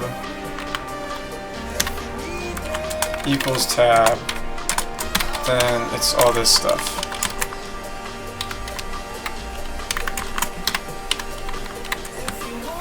Yeah, I'm not doing this. Previously, oh yeah, it's just this. Tab previous. Yeah, I don't need a macro. No way. It's way too confusing. Alright, and then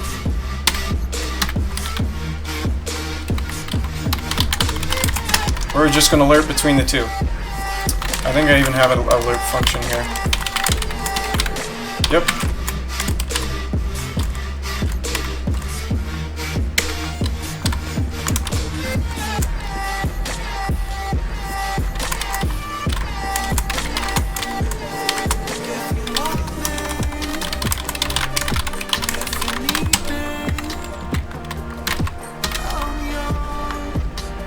Got me wanting to get back to work on my game right now, but I just got done with the demo. It should take a weekend. Can't wait to get back to it though. Awesome. Yeah. Oops. Are you going to be coming to GDEX? I'm looking forward to that. That's kind of what I'm working on right now. Is like there's this whole season of lots of gaming events in Columbus coming up in the fall, and so I'm trying to get stuff ready for that.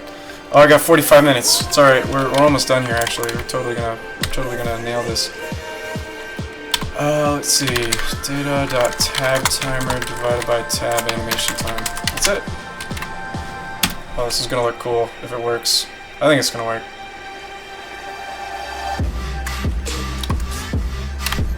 Oh yes. So cool. Still a bit slow. Definitely could be sped up a little bit. But that's awesome.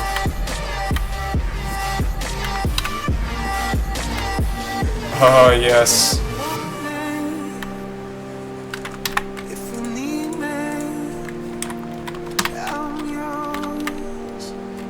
You know what I should do? I don't want this clear color. We don't need this. We don't need this clear color. This is terrible.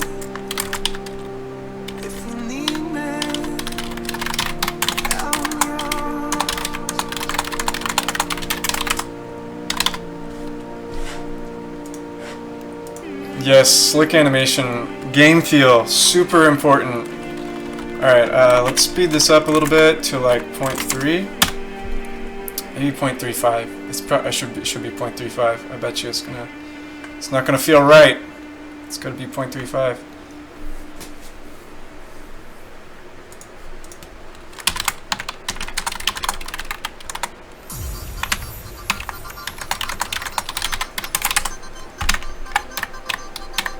What I would do to take away Whoa. being loved, allegiance to the pain. Now I fucked up and I'm missing you. I'll never be like you. What did I break? What did I change? Oh. I don't want to return because that actually skips drawing the tab and it actually messes up the layout code. So let's have a...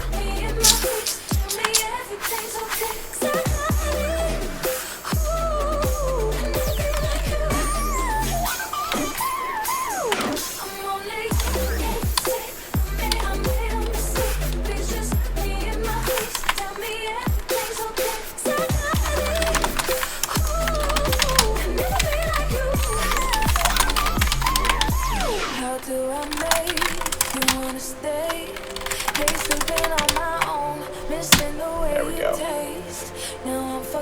Always multiply your animations by 4. I guess you just mean dial it up to 11. Yeah.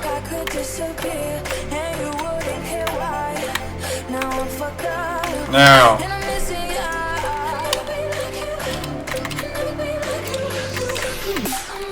This definitely needs to be...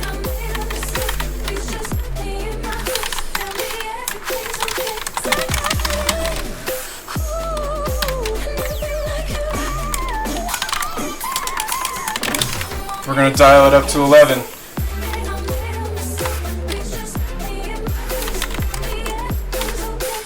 With an easing function.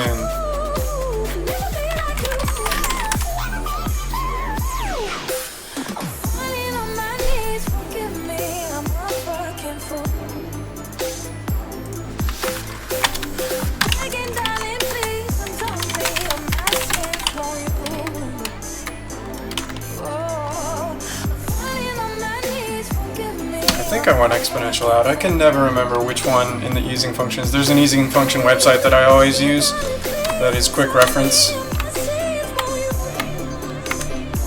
Ooh, that's super cool. It's a bit much. I think I don't want exponential. I think I want... Let me try cubic. I'll try cubic.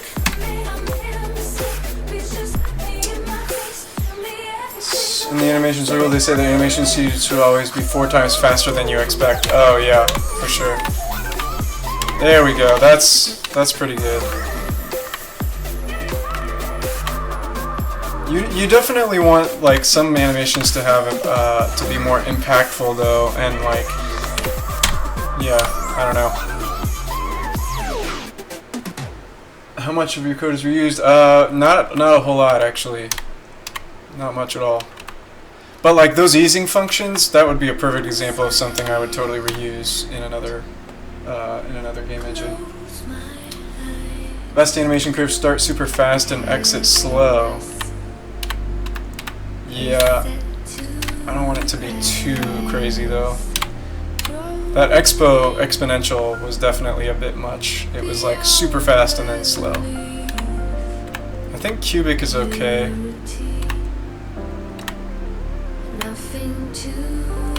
I think this is alright actually. This feels pretty good.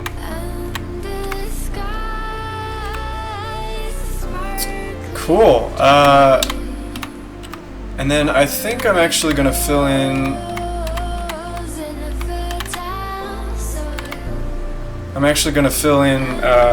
the sidebars and actually fill them in solid.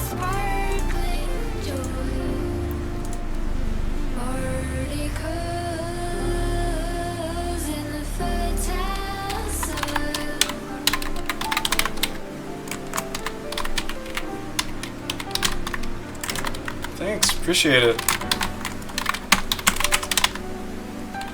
Alright, if...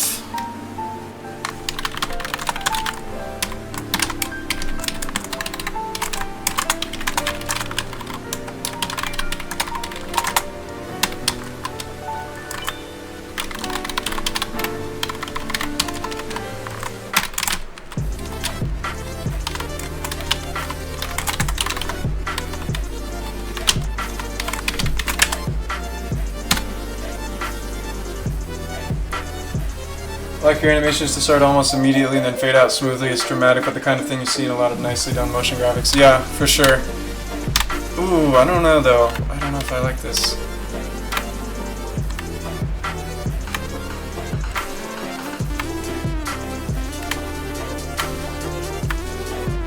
Maybe it should just be transparent.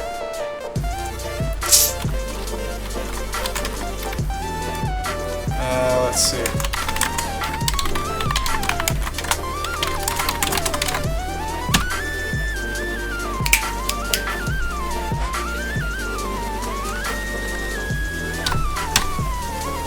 Oh, now it's not enough.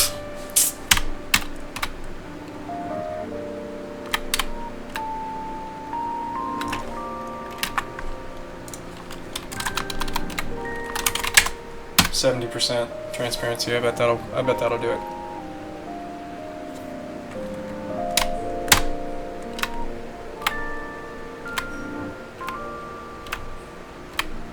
That's pretty good. And then I just gotta actually write all this UI code to make this all actually do stuff. What's your comment philosophy? I like how minimal your inline documentation is, but wondering what your thoughts behind it are. Yeah, so with the comments, the main thing with the comments is I use it for two different purposes. One is as like a marker. So like right here, I like to use these. A lot of languages have blocks, like code blocks like this, where there's no actual keyword or anything attached to this code block. It's not an if statement or anything, but I just use it to kind of group code logically together. And then I indent it to make it, you know, just help me to organize. And so that's one use of a comment, is I just have a marker to help me navigate. And then the other use is to explain why I'm doing something. Like the code itself explains what it's doing. Like right here, it's drawing a UI box. It's drawing it at this position, this size, this background color. You know, like this is self-explanatory if you go and look at each individual piece. But it doesn't. I can't look at this and understand what the whole thing is. I don't. You know, without. This comment right here is helping me to understand what the context is. It's saying, okay, the current tab is not the one that we're drawing right now. Therefore, we're minimized, so fill in the background. And so, like, yeah, I'll just, comments are for explaining why you're doing something. It doesn't say, like, this is a bad comment. Like, it should be, like, why am I blending between these two widths would be a better comment. Right, it would be like, yeah, and this one too. Or, you know, it's okay to say, like, to explain what all this code does here, I guess. Then blend between the two widths, or a nice animation.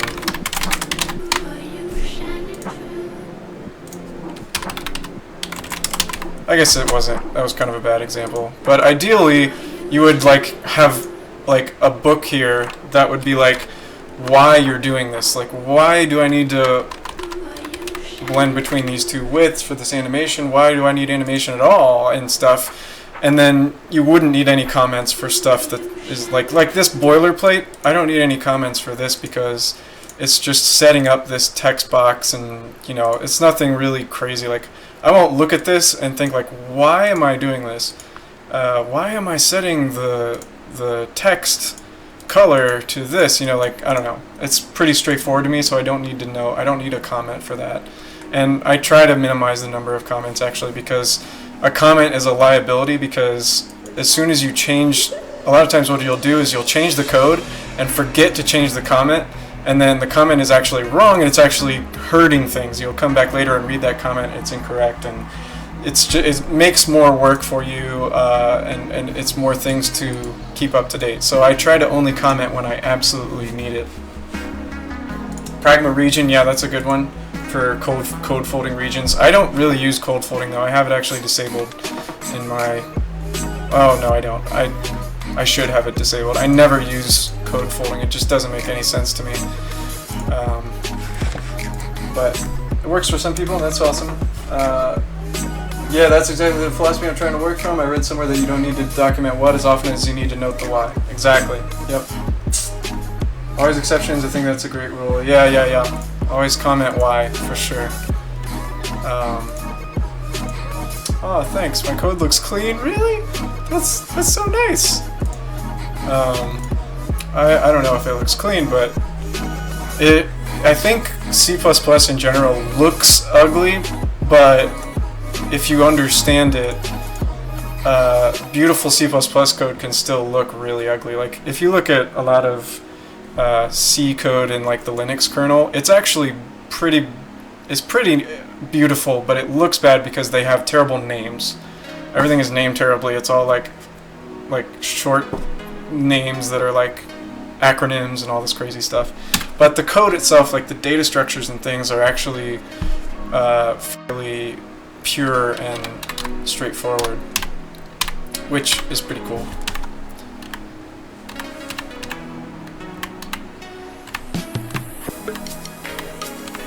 Yeah, I think this is pretty good. I'm pretty happy with this. This is basically what I wanted from the end of this stream. And this still works. And then, yeah, so at the end of this animation, it's going to actually pull up and probably have an animation where it's like, doot, doot, doot, doot, everything comes in really slowly. Not really slowly, but like one by one, the items populate inside the view. But like something like this would be an absolute nightmare to do with Unity UI, and I just did it in like 2 hours here. I wouldn't even know where to begin with the Unity UI. It's just an absolute disaster, because you would have to, like, first of all, you'd have to set up this whole thing in like a 3D version of it in the Unity inspector, and then you would have to like set up anchor points and crap, and then you'd have to, like, I don't know, make sure that it scales because it's actually a 9 patch.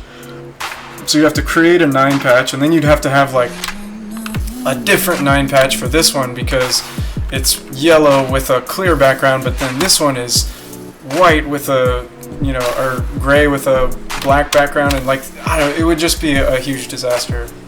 So I think doing UI code yourself and doing everything manually with with math and just like vectors and shapes and stuff, I think that's severely underrated. I think we should see more of that in games.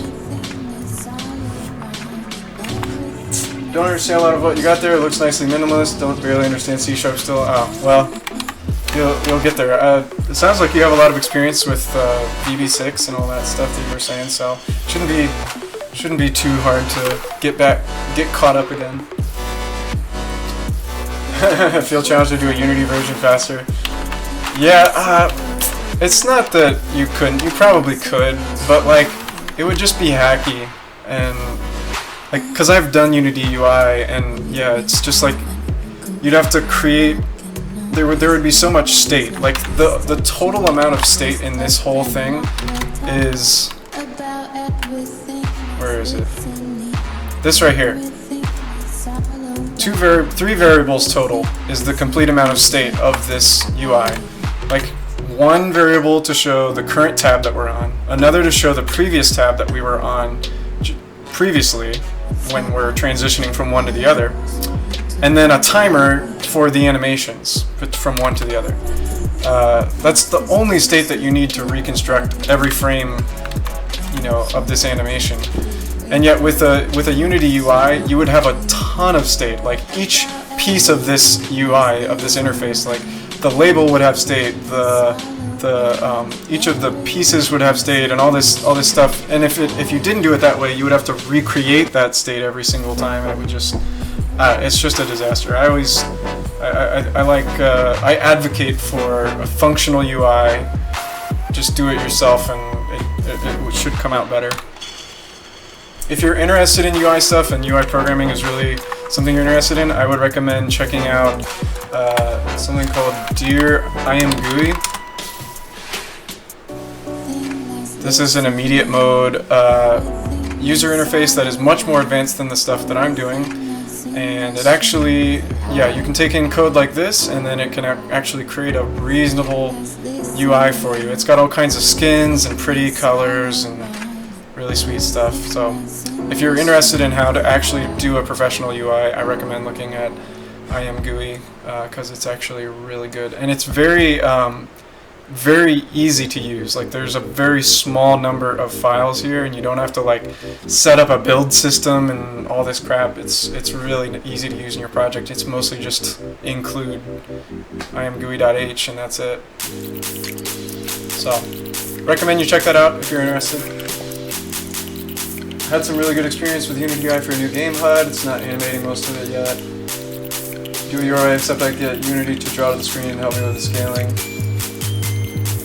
Yeah, it's hard because when you do things Unity's way, you kind of have to take everything all together. There's not like, oh, can I just use you for this part and then redo my own part for the rest of it? You can't really do that, which is unfortunate the way that Unity is designed. It's kind of like all or nothing.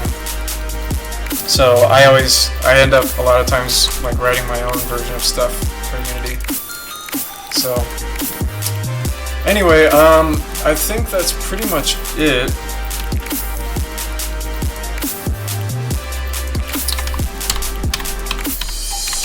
Yeah, I'm very happy with this. I'm gonna have to keep working on this the next few days to actually fill in some of this stuff. But yeah, I'm going to go ahead and wrap this up, and then we're gonna actually do this. Okay, I got a decent number of people watching. I want all of you to hang out here, and we're going to actually do this raid correctly this time. For anyone who was watching the stream before, I tried